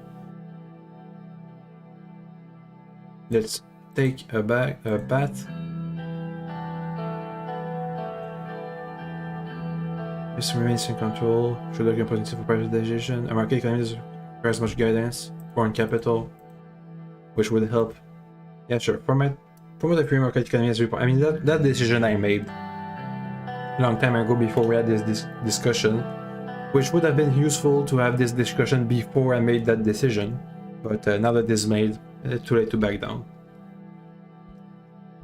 Can't say that I agree. Well, look, I made that promise during my campaign. You just expect me to disrespect it. Conclude a meeting. Economist. Blah blah blah. Oh wait. Pioneering 6 years research. The president of Arcadia praised the bright mind of the engineers. A pocket transistor radio. Okie dokie. Radical. Nationalist violence. Because Anglo Swordish. Right wing. Brutal attack for no justification. Freezing temperatures. Uh-oh. That's really bad. Economic meeting held in Holsworth. Yep, we just did that. Economy. Promote market economy. Yeah, I know what decision I just made. Increasing unemployment. Unemployment rose 9%. Most areas all gains in employment over the last 2 decades. Okie dokie. Oh, agricultural goal. Political allowance for the government over from the Alvos administration, Mr. Blah blah blah. Powerhouse in the future of investment persists.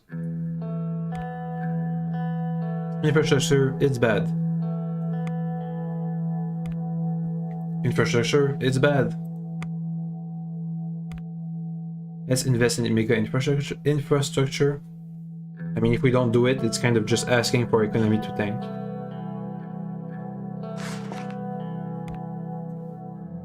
Now we have to choose between either the L1 highway or the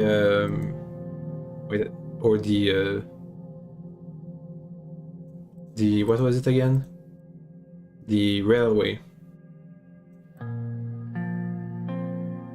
I mean, technically, having a big infrastructure plan.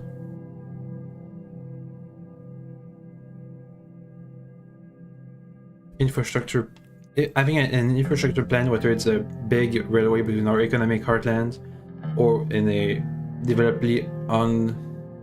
undeveloped land, is going to have the same effect on the economy, which is to raise the trust of the people into both our administration and to the infrastructure as a whole. But anyway, what I'm going to do, I mean, I already made the decision. Anyway, this is a promise from my predecessor to make a high-speed railway with new heritage train from United Contrana. I would like to have high technology. Also, this is where the hard choices of government or power comes into it. What do I choose?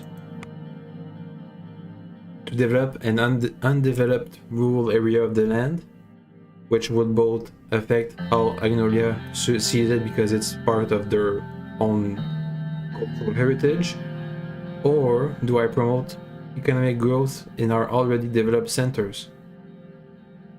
But this is where the most people are, so it would affect most people which are affected by the economic recession, but they're not in as bad conditions as those in the rural area. I mean, technically, if I could do it, I would just make both of these projects at the same time, but since we can't, we just have to pick a priority. So I'm going to have to go for the short-term boost in our economically developed areas. The West region for Island which needs more. Prioritize another. So I have settled on the decision. We're going for the railway. High-speed railway project. Wait, no, that's a highway project. Oof, almost clicked on it. The right choice. Yeah, I'm sure that's what you think. You already made that choice too, before we had a new discussion. Anything else, that would be all. We're going to need to choose a construction company. Meeting on the media strategy. Basically, it's just going to be, hey, there's a meeting with Coanti. What does he want? He wants to do a deal. What is it? You'll find out later.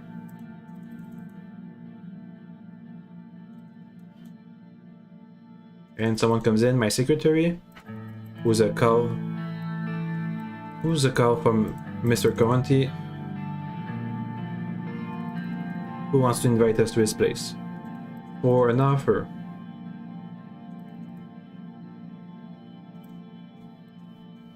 That's about it.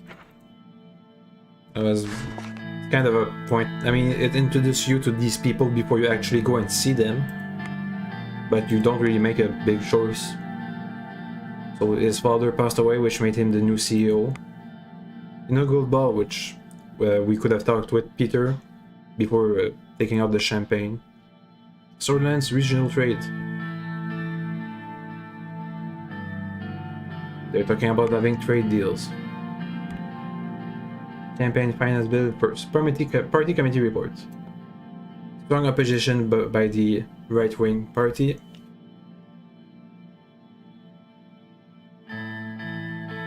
People are reluctant about too big of a change. Campaign finance bill, which we saw earlier in the news. I think it was this one. Nope. This one. Yeah, this one. Which I already criticized. So, electoral campaign finance bill. The criteria following of public funds shall no longer be according to the number of votes won, but by proportion of seats won. Now, as you know, in most cases, electoral campaign finances reforms are usually just end up entrenching more and more of the already set-in powers.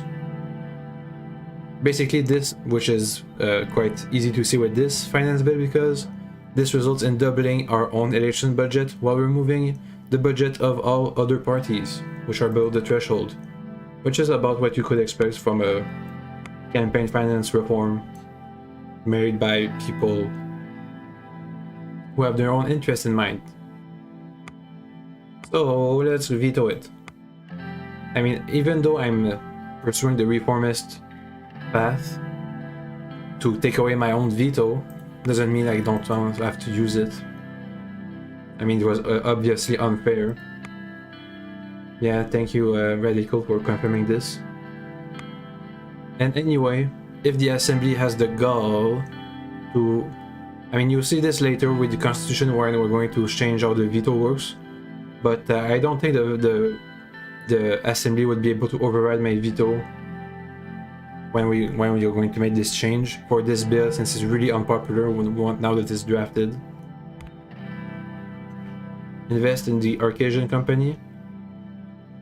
I mean, I already know how this is going to go, so let's go and invest in it.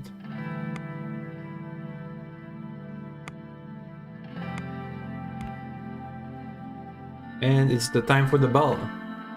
A 3-decade-old tradition. It's paid a politician, bureaucrat, in the press, which I don't like. Suddenly, the NF hugged me from behind. Old told me it's time to go. Where's your brother? I think Friend is still upstairs. Where's Monica? An elegant beige sheath dress and short heels. Her hair had been neatly pinned in a chignon. Showing off the pearl earrings I had given her for her 15th anniversary. All those years she has stayed by my side. Now we're about to begin the most challenging chapter of our lives yet. How do you do, Mr. President? Embrace her. You're as gorgeous as when we married. Hey, Frank. I'm glad you're here. Yeah, the guards are going to be here. Because I'm important now. I need your help, son. What you want for me? Don't you want to support me? Pretty girls, don't make me angry. I like to be here. I mean, you see? Pretty easy to convince him. What am I thinking about? If I made the right choice, or how long we've come. Guess we'll have to say so much that we'll accomplish side by side. Just remember, no matter what happens, the children and I will always be here for you. I'm going to help Papa fix everything. Thank you. Hey, Serge. Thank you, Serge. As with this can be, but today's your day, sir. You know my entire family voted for you. Thanks for your support. Open the door. The long imposing palace was festooned with garnished banners that made it look cheerful, a line of shiny luxury. Politicians, bureaucrats, and celebrities, the creme de la creme of the Sordland elite, screamed inside the building. Thank you, Serge. Eager journalists thrust the portable microphones my way. My guards fanned most of them except one. You plan on working together with opposition parties? Yeah, sure. It's your confident as long as you hold your promises, they support you. What do you think about the statement? We want other parties to join in. One more question. One of your first tasks as president was to veto a campaign finance bill that was depriving small parties of public funds while increasing these channels to your own. Are you seeing the beginning of more egalitarian administration? No political party does the percentage. I just want to cut too much stir on my first day. What, this is all my first day? Jeez. Yes, ma'am. I mean, that's why I did it. For egalitarian reasons, which is in line with our stated goal of reforming the place. Representing the strong of people making their way towards the ballroom. Hey, Peter. You're going faster than I'm getting wiser. Hey, Vice President. Peter's wife, Evelyn, approaches her hand with her furnace. Wait, she's not here? Yes, she is. Second lady. A journalist. Pro-government articles. Expert from the news have been defending elsewhere controversy by the state apparatus. Thanks you, Evelyn. Hope you will show the shame enthusiasm for the job. That's why we're here. Yeah, sure, let's get some drinks. I'm more than relieved Variety broker, blah blah blah blah blah. Real work begins. Imagine that, planning parties. I plan to use my powers, the first lady, to make, what was it again? Women's rights, equal rights. On the front of the world. How to appoint responsibilities. Put together. That's my wife never content. Just one answer. That's positive about equal rights. I want to see the ballroom. Of course. Inside we're hit against threatened by a nosy crowd. They sang to the politician instead of the journalist. Shaking hands. Some jazz. If I had to shake another hand again. Oh, you could hear the music change. There was a loud banging noise. Then another. And another. The musician stopped playing. Everyone in the room is looking around. We realize fireworks are gunshots. Shield the kids. Shut up, Frank. Chaos is bringing out. My chief of police. Is that it? Deputy of operation. Chief of detective. Police chief. Yeah. Head of the police. Sordland police force. Has escaped his fight some of the Agumon in the most countries surrounding Condé except Rumburg. Security packages. All the institutions of the country that came back to the raid. Ah, so the police force is an old institution, so it's respected. Like the British cops or the French gendarme, I guess. Maybe the French is not a, but I think the British one is a better example than the French one. What's happening? We follow them. I mean, it is not over yet. Peter, shut up. Talk when he gets nervous. Safe room was comfortable and spacious with expensive looking leather sofas. Small security monitors on the wall display grainy footage of each room in the palace. The boardroom and a pantry in enough position to last us months. Made radio calls. Drive clowns for security force. No, sir. Okay, sorry. Completely understand first. I was personally conduct an investigation of our palace, insert you, blah blah blah, dealing with incompetence. What's happening, dude?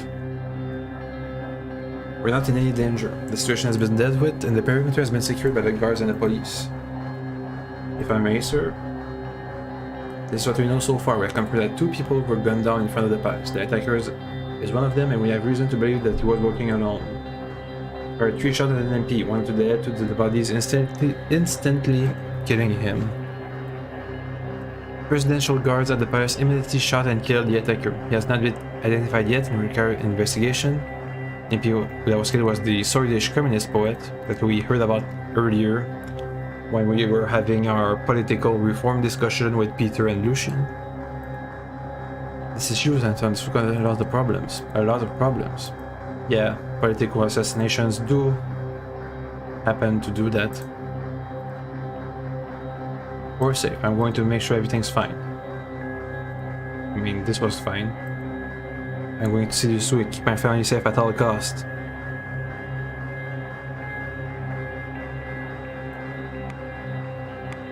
Ran scouts for cooperation. Indeed, I did. MP shot, nation in shock. The Red Youths have reported promised revenge. Uh-oh. Not another civil war. To the murder, the security is under control. For now, I guess. Status report. In the emergency room. Cabinet manager are gathered here to discuss the shooting. He was shot dead. Elected member of the assembly, as you know, a famous communist. Hey, my dog is here.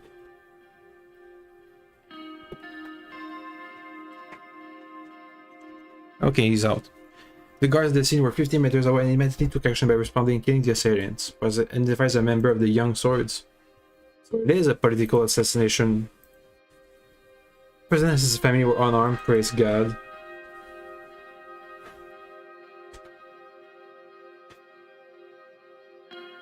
What were the motivations? I mean, I'm guessing those are politicals.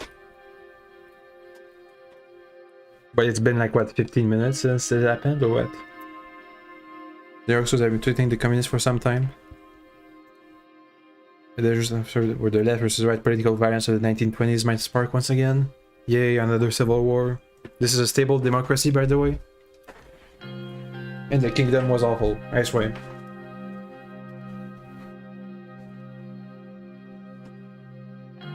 Yeah, I don't want any more coups, please. I mean, I don't think any of our generals are politically motivated in the sense that they are ideologically driven from one to the left or right. They promise revenge, a spark, a cycle of violence. Yay. Nia, my justice minister, which is the first time we've seen her. She's a incorruptible, liberal justice.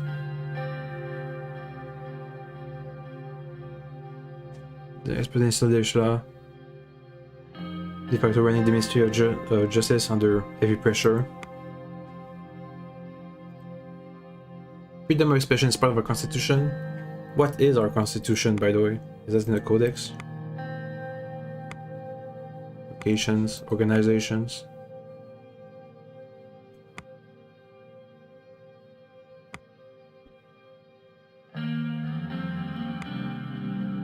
I guess we don't have our own constitution in the codex.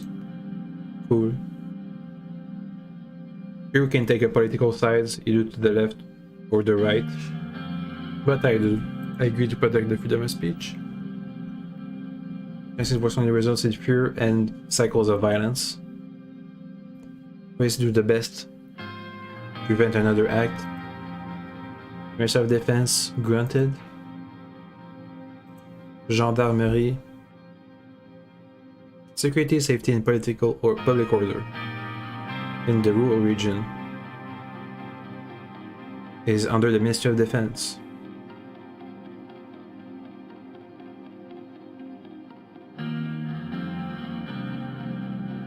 So the gendarmerie versus the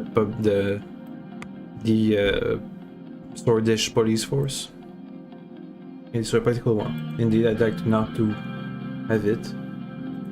Yeah, to calm the situation. Even though it's a political assassination, presenting it as a tragedy could help calm the violence from flaring up. Reduce tensions, exactly. Thanks, Lucian. Full investigation will be launched. Thank you, please, and do that. Justice will be served and the war will return. Stay vigilant. Security functioning may need to increase. I mean, yes.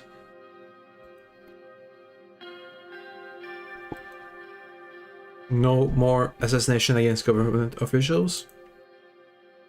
Tensions with communist nationalists will escalate further, indeed.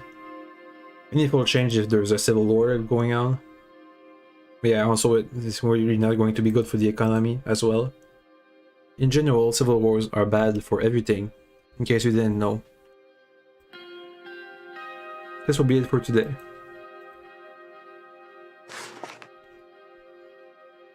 What's the new murder at the palace? Indeed. Is there an update on Conrad? Yeah, sure is the new C. Wait. Is there an update on Bernard? Yep. He was shot. Next turn. I guess that's the next turn.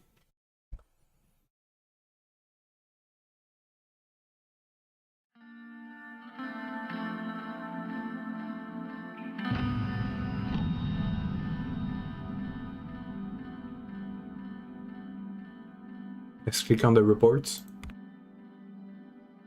Communist Party leader suspected of bomb attack.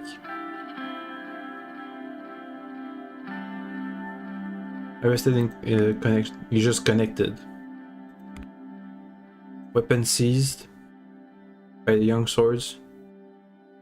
It belonged to the Swordish Armed Forces from 1929, which is 30 years, 25 years before here. Illegal firearms found in Communist Party office.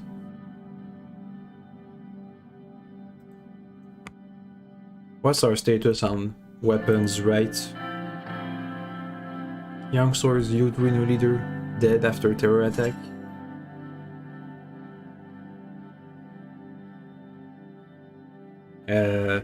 Maybe the terror attack is the actual news. Illegal AK-47s. Police is understaffed. Yeah, I can guess. Police overburdened. Same thing. He critiques trade. He just wants money, apparently. 26th edition was found that we are partway from the mountains of Burjal or traitors of the state escaping Sordland. Wants increased border security. Bloodish Freedom Front, which is the violent Bloodish rights, I don't know, terrorist organization.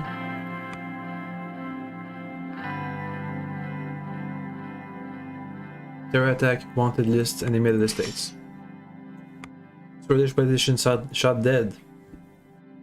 Despite surgical wounds, he was an elected member. He fled from the nationalists. He was dead. Who hunted then? His funeral is tomorrow in Deer.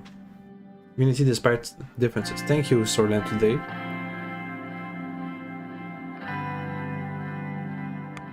Murder was a mess up. You look at that, all the journals.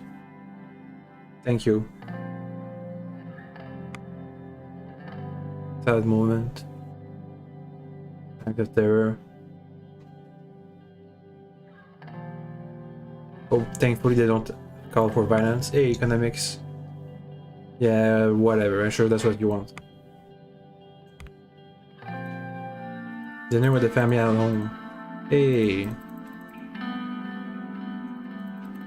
I'm just going to click through this because I actually don't care about my own family.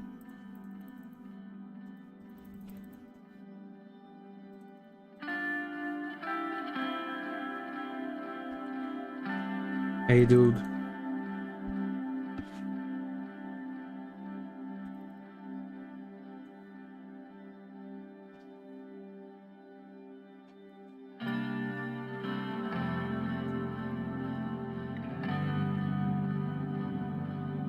Doing a save job.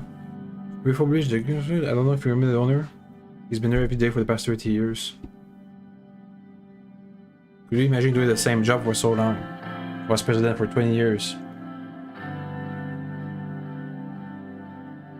Would that really be so bad? Anyway.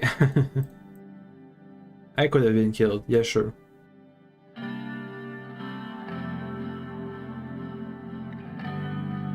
What do you want me to do about it?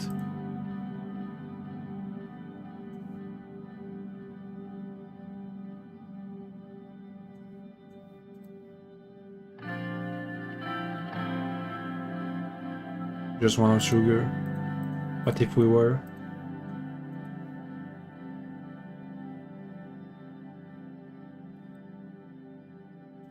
Yeah, I do make a rash decision now too, but anyway. Things are escalating actually.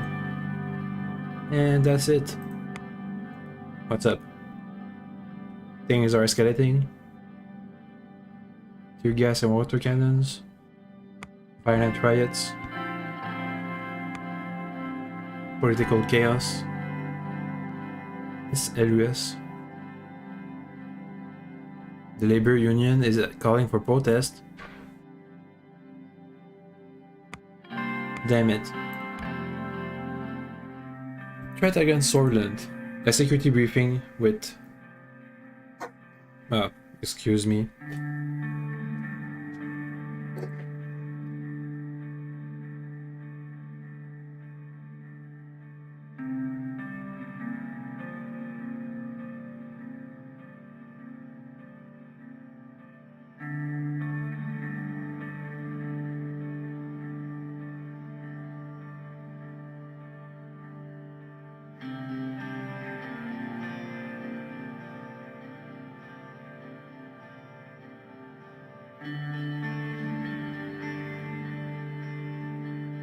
Okay, I'm back. Hey, Lucian, I like you. Take your seats, please. Internal security briefing. Political atmosphere has worsened, as I couldn't really do anything about it. You're a member of the Red Youth. You plan to attack on your sword. Your sword and call for revenge. So they killed him. He had it coming then. I mean, he was a radical.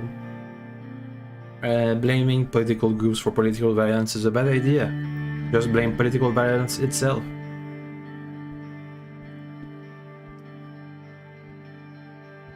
The funding source for the Red Youth are clearing to Lieutenant Contana. No shit, Sherlock. I'm going to guess maybe The Economist is funded by Arcasia or something. Yeah, they're trying to expand their influence. It's easy. It's a no-brainer. Oh, there's a communist plot and I'm a communist nation. Why don't I fund them? Dun, dun, dun, dun, dun, dun.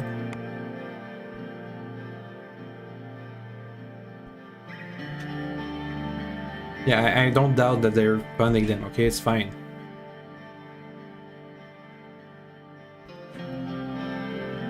But what freedom? They're just... What freedom from other countries to fund our own protesters? Stability.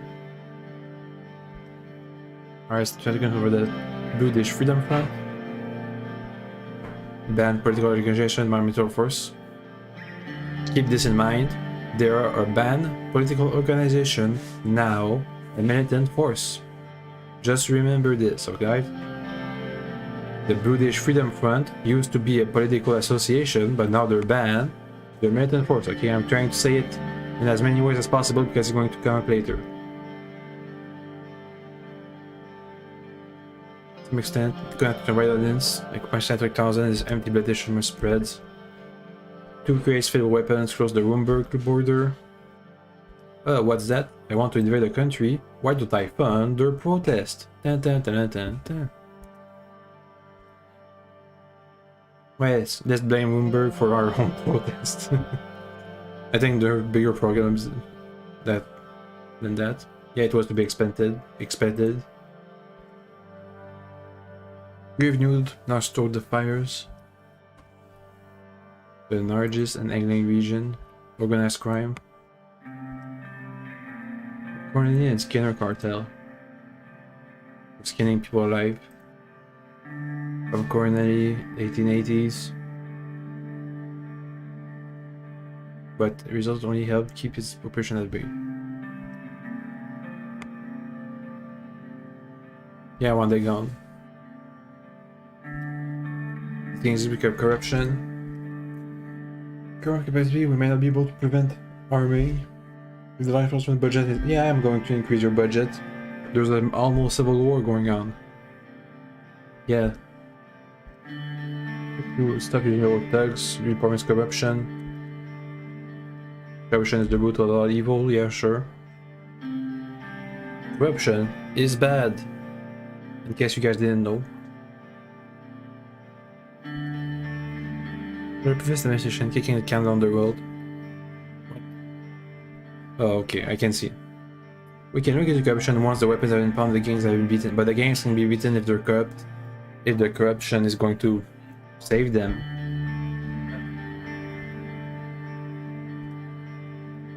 And that's it. Oh no, the defense force now. For external threats. Hey, wait, Joseph. General Kruger.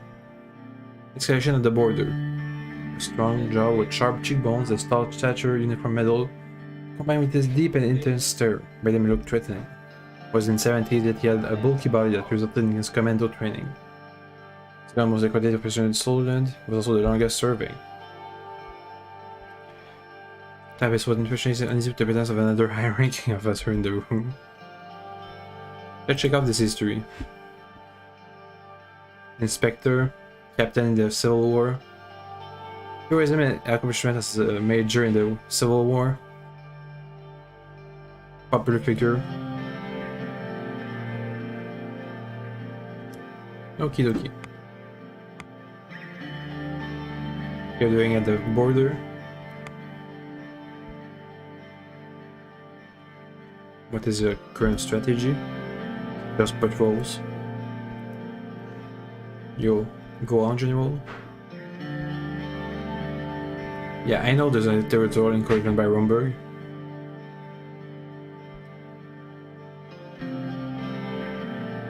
Yeah, I have promised to increase the military budget.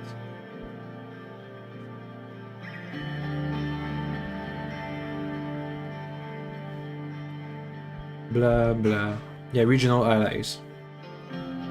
And we're going, since we are going to ally ourselves with the superpower. Now, at the time when I made that decision during our election speech, I didn't actually know that allying ourselves with a superpower would make us like immune from an invasion from Rumberg. So when I make choices later on, I'm still expecting there to be an invasion by Rumberg, even though I'm going to ally myself with Arcasia. So keep that in mind. And the reason I'm speaking like this is because I want to see what my choices would have done now that this new patch came in. I have basically just made all the same choices that I did last run, but I didn't record it or anything. What's the difference between losing your independence to one or the other? Well, in one we lose it by fighting a war, and in the other we lose it by allying ourselves with it.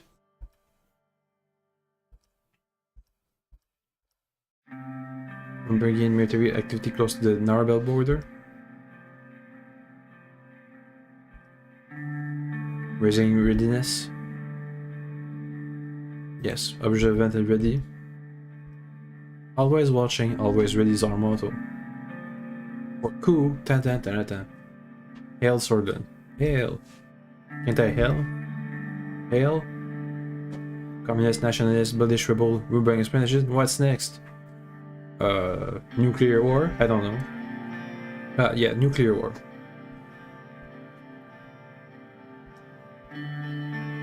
And closing their consulate is a really bad sign, because it means we can't, our ambassadors can't consult with them directly, like from one city to another.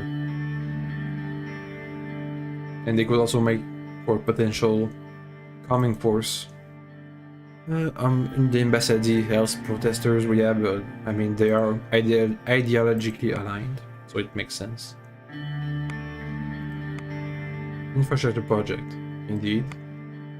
Gang violence claims a younger's life. The gangs that we heard about during our internal security meeting. 27, never again.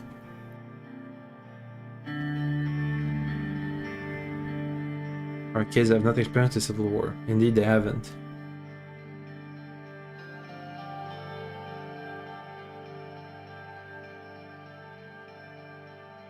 Economic crisis. Hey, under construction. Look at that. They're planting the idea in my mind that under construction, which is held by Other Tusk, who is also the owner of The Economist. Where is it? Here. He's a shareholder of this company, and also of this newspaper, which is promoting his own company. What are the odds? And the consulate is closed, which is one of the key signs in an upcoming invasion.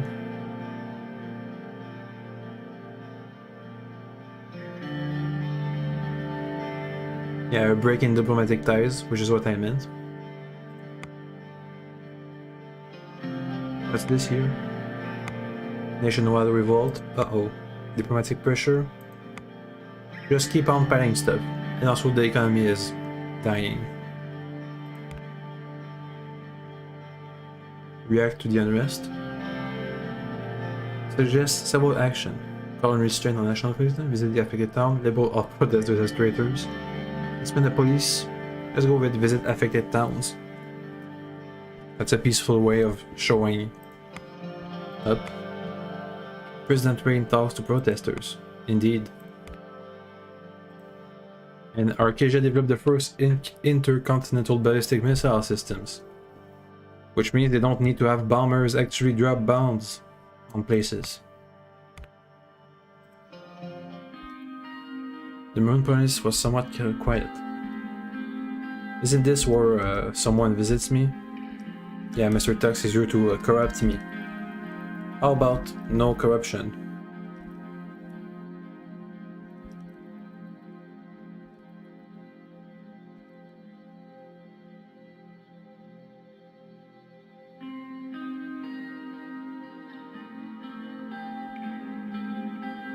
Blah blah blah. Blah blah blah. Blah blah blah blah blah.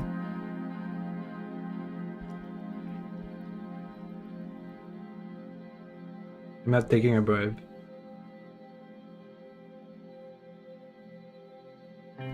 Don't bribe me, please.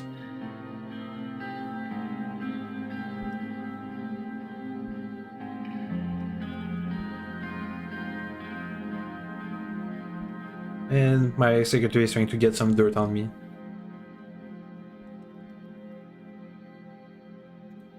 Hey, economist? No? Anything to say? Workers' Party Solidarity March. For this war plot. What? What war plot? Find truth. Okay, Songs of Peace. Calling for unity. Because British citizens are being targeted. Our reform demand gains popularity. While Kibner wants more executive power, which he's the leader of the conservative wing. The Conservative Party, I mean. Remember, started training to our borders. Increased patrols. Yeah, let's choose the company. I already know what company to choose. Which is not the one that I was bribed to get.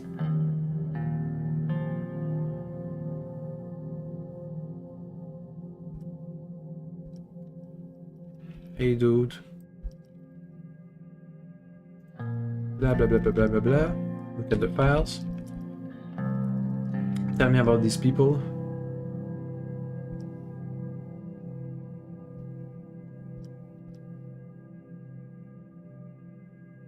I want to read about others.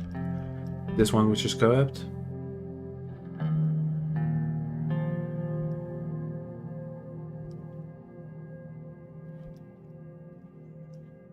They have bad working conditions because of the working condition status of immigrants which they're employing.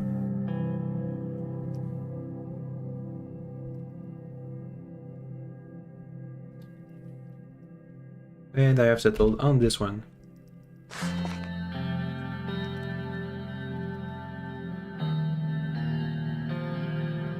So, let's go in the codex for these construction companies. This one. The Sordland Corporation, running public construction. They are not as efficient as the private entities, but you know, they're not that corrupt compared to the rest of them. First holding, there are new cutting-edge technology-based construction company, which I am studying in architecture, and when I hear these words, all I'm hearing is hidden cost.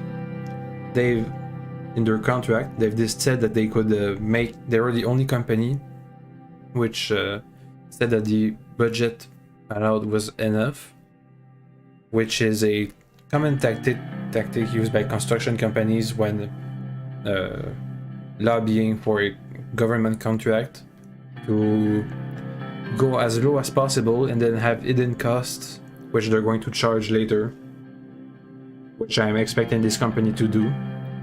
Then there was also Underall Construction, which they just went straight for the corruption instead of the hidden cost tactics, which is also another a new tactic in the construction business. Construction begins for the highway project. Also, Tourist Holding being a new construction company doesn't have a track record for these kinds of projects, but that's not going to be an issue. Meeting with that dude, the what was it again? The CEO of the Arts of Sordland company. He wants to propose us a deal.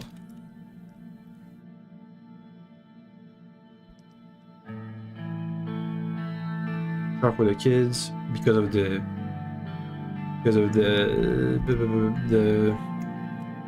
political violence, the shooting.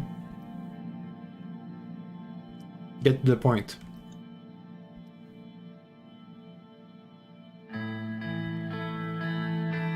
Explanation. Don't want to change. Quite with you. People supporting make mistake. Basically, they want to manipulate his media holding to be in my favor in exchange for, one, not meddling in his business, and two, giving him a favor. We have a deal because, wait on it, I'm not going to respect any of these conditions. I'm going to meddle in his own business, and I'm not going to grant him any favors. Meanwhile, all he's going to do is give me free publicity. That's just a win-win for me.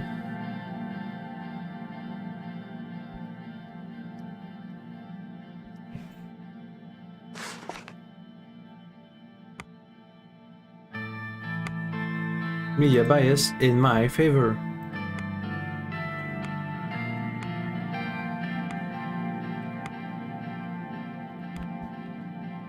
Economic relief plan. So, since we now know that the economic recession has caused hyperinflation,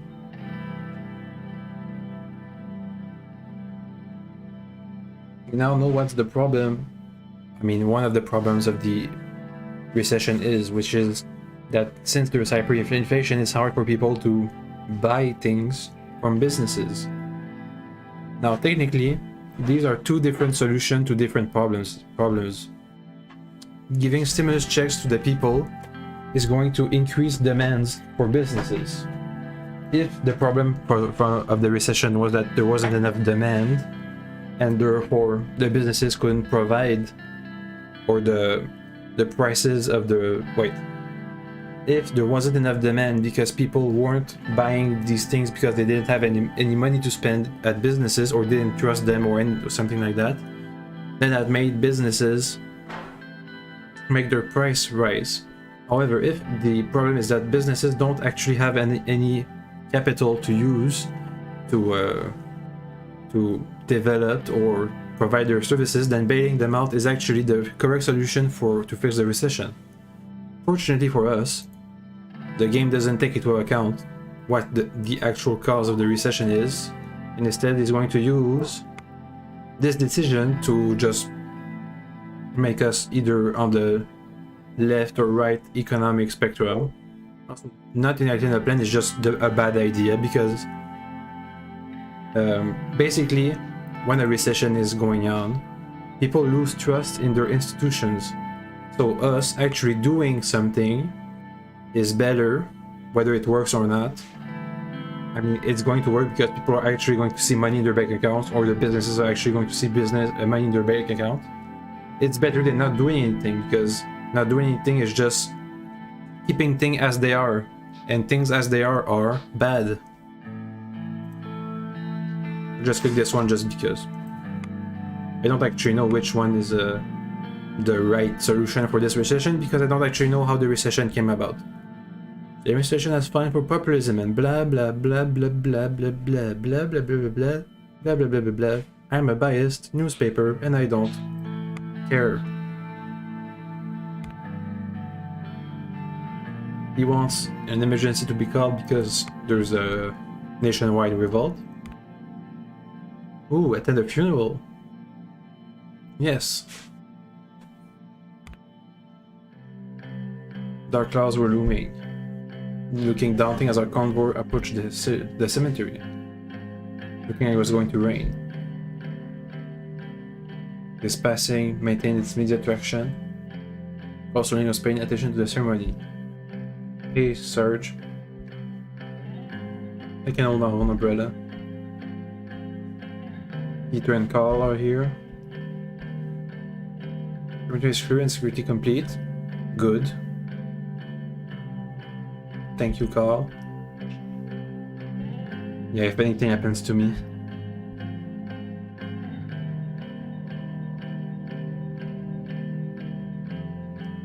Indeed. No problem. 5 ready members are to attend the funeral. They pose a security threat. Are they ready to assassinate me? Nope. Then that's fine. Bernard's widow and daughter are here. In cold disbelief.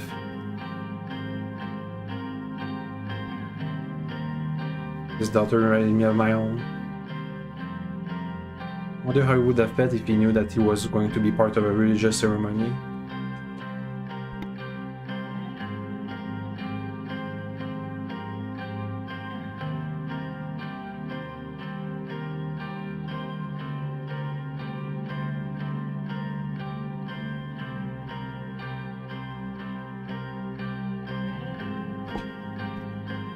To the podium, I have a speech to make.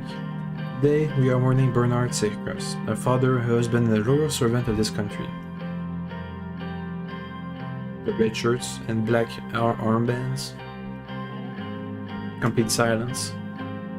I disagree almost entirely, but it doesn't mean they don't deserve. Regards to the Suzerain attack was a good man. We must end this cycle of violence. True comrade. Let's go with 3. Never happened. Success of the dream or unify Sordland. Repeat against Sordland, but against me personally. Does remain on secret go to Sordland. Let's go for let's go with number 3.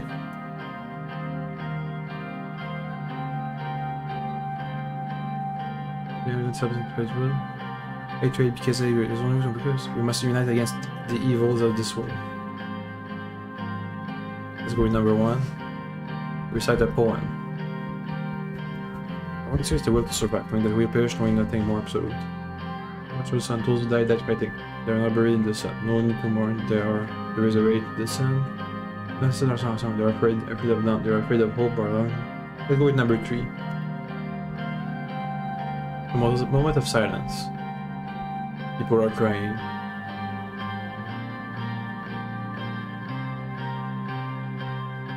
Let's not bring ethnic sayings into this. Couldn't get his daughter's face out of my head. Thanks. A lot of work to do. Even the darkest night will end and the sun will rise. Hey news, please be kind.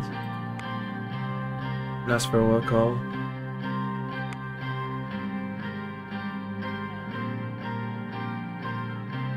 Unifying message to all Sordland.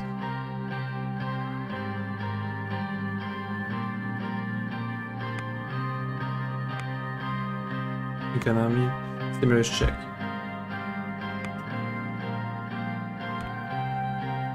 Current diplomatic situation. Basically, it's just going to tell us what the other countries are, which I can do much quicker. Rumberg, they're assholes. Agnolia, they're, as you saw when I read the codex, they're an old partner of ours against Rumberg. The promisor is currently as an election promise to redo the trade deal. Vaxland is a socialist republic which is aligned to United Cortana, and these islands here are being disputed. Lespia is aligned towards Arcasia. They're a capitalist country. Sordland is a, I don't know, a failed dictatorship from a civil war, which was a proxy war between the two superpowers. Hey, David. He's the one who was lecturing me when I was taking history classes in university. Fourth president of Sordland.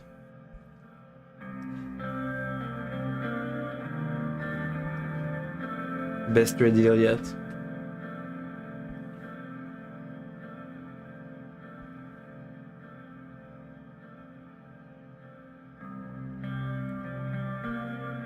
New foreign policy. House of some tea. How's your health? Frank, yeah, Frank is having some problem.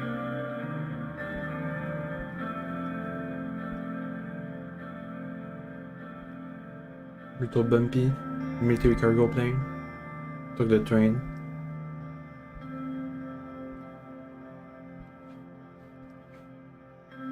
Let's hear about Magnolia, our cousins.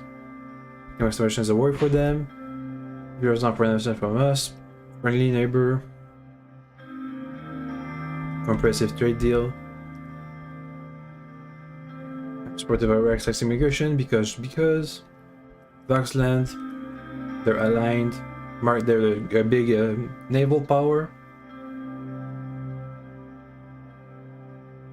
Yeah, the Great Fire of Conrad, which happened 300 years ago.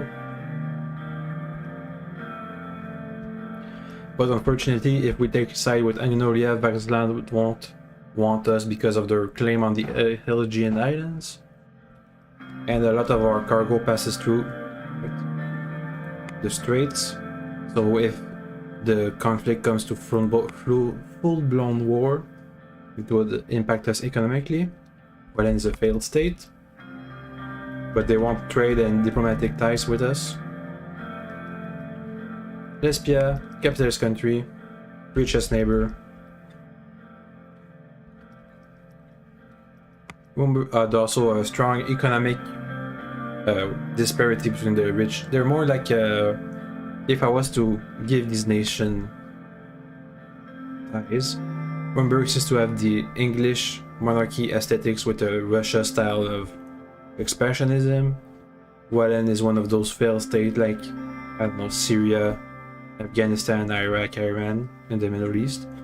Lesbia would be more like one of those rich, like Dubai, Hong Kong style city-state, Shanghai, of those city-states which have really rich people and ultra-developed, but a lot of poor people as well. And Voxland is maybe like a Nordic style syndicalist republic, maybe, kind of, with a strong naval power. I take advice in consideration. Rumburg threat is our priority. Peter is late. Let's go for the diplomatic incidents. Diplomatic, yeah, they found some excuse about security to get out of here.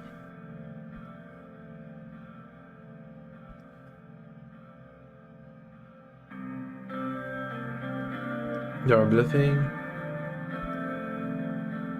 Okay, it's not a bluff.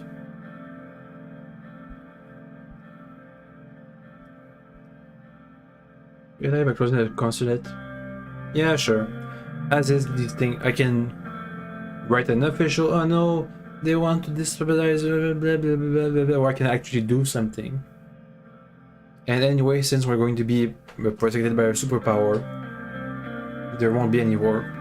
But in my first run, I just closed the consulate because I didn't know that aligning myself with the superpower will just avoid war. Since I already pledged to fund my military and was going to have a lot of allies in the region, I was just preparing for an invasion by Rumburg, which means I don't actually need to de-escalate any situation because if they're trying to escalating a situation to provoke me into attacking them, I just have to not attack them and everything's going to be fine.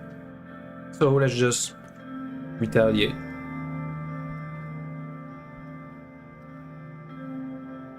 Yeah, I'm not doing this as a popularity boost or anything. Yeah.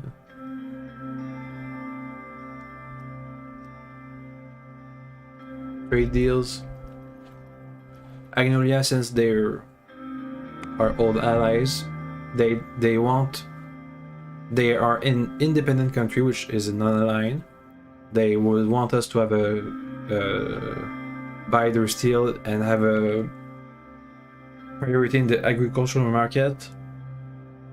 And they like relaxed immigration.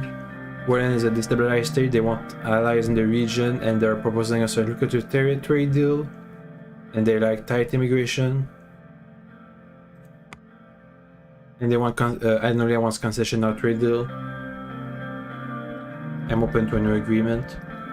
Sordland wants a trade deal, but they're too... It's risky because they're not a stable state. But anyway, we don't want them to collapse because it's a bad sign in general to be neighboring a collapsed country.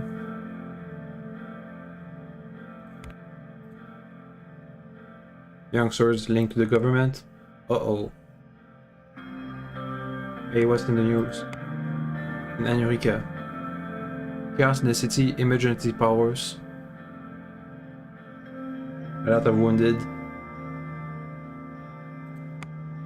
Welfare issues of Narbel.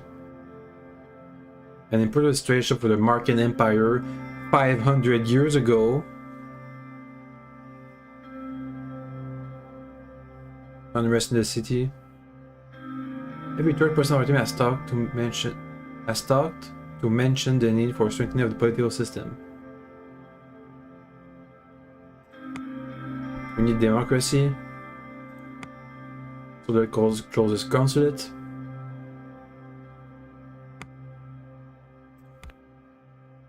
Oops. Committee on the reforms. I mean, a briefing on the reform committee. You're waiting behind the door for the exact second. I arrived at the exact seconds. So what are the actual demands for the reforms? Wait a second. Demands a lot. Can we reach? Okay, so it's about our strategy for the reform.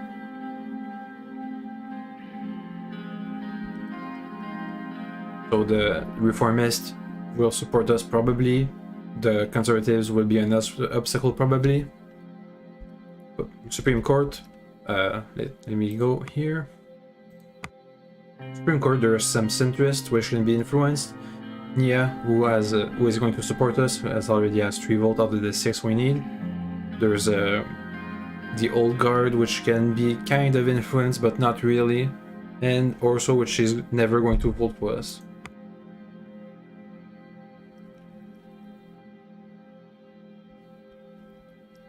I'm sure the others can be bribed. Anyway, what are the demands? Let's see. The new constitution placed loopholes granted the president's absolute veto powers. He wants it completely removed, but I'm not going to do that. Instead, we're going to have so that the presidential veto can be removed by a 2/3 majority in the assembly, which I think is fair enough. Also, the new constitution will remove the court's right to vote on legislation, since they don't, so taking away the Supreme Court's legislative powers. Yeah, that's what we wanted to do. The assembly should have a say in the formation of the Council of Ministers. What about? No! I also want to take out the abolishing the member of honor rights of Tarkin Soul against absolute immunity makes him a permanent member of the assembly. We'll talk about this later. Cumulative justices, impeachment of the president. The reformers expect big reform and the conservatives don't want much reforms. Come on. Can't I actually do the reforms? No? Not yet? Well, we'll talk about it later then. Hey, Romberg, what's up? Yeah, sure, I'm sure you can then with the closures. Calm the room books on the dispute.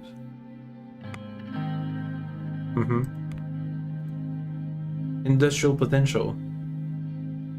Yeah. You're already seeing investments in the city from the construction of the highway. The Chief Justice wants to just derail us. In our next run, we're going to take up his offer, so I'll just quickly skip through this.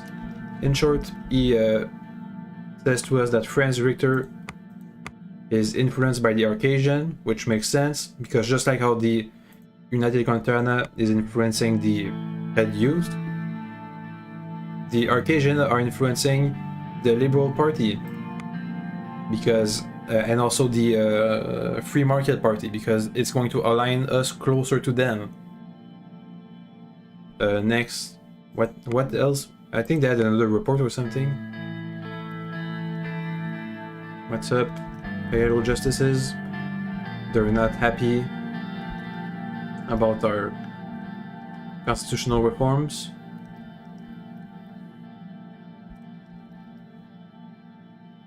Please explain. Yeah, communists. We are taking the steps. The British separatists have direct connection to the Workers' Party of Bludia. Who would be surprised? It just makes sense, since they have the same goal, technically.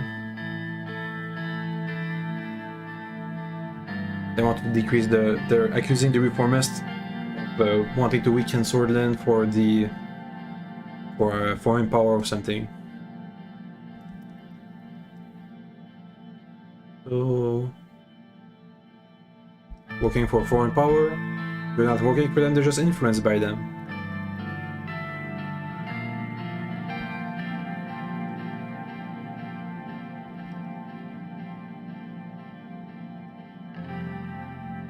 Want me to declare an emergency, which we're going to do in the next run.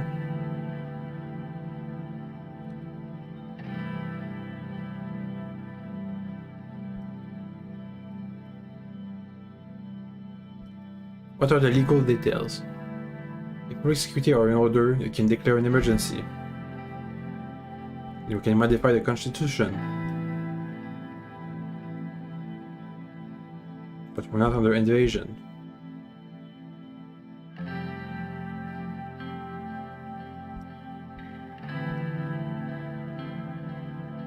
Can the assembly revoke it?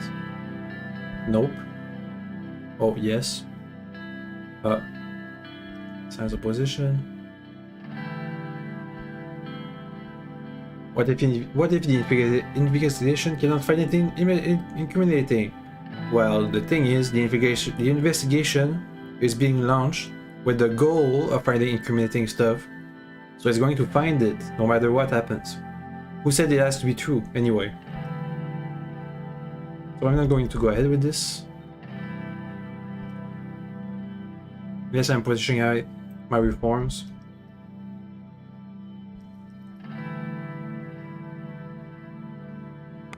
What's up? Yeah, Hawker came in to threaten me. Next turn, please. Trials of democracy. You know what? I think I'm going to end it here because my voice is killing me. And I'm tired. So next time, we're going ahead with our reforms. Our railway is probably going to have some problem because the company who made it is a shitty one. The nationwide revolt are still going on. Let me read. Rumberg is probably going to try do another move. Principles to deny less laced, poverty stricken. How did that happen? Women's rights, education, budget changes. Oh yeah, we're going to be setting the budget and tension increasing in the sea. So, sorry for you guys, but the sound is going to cut because I don't have a dual monitor setup. And when I tab out of this game, the sound just stops. So let me just make my outro here, but it's going to be kind of awkward. What was my outro again? Oh yeah. Have a good day or night. and see you next time. We're just going to continue this game tomorrow.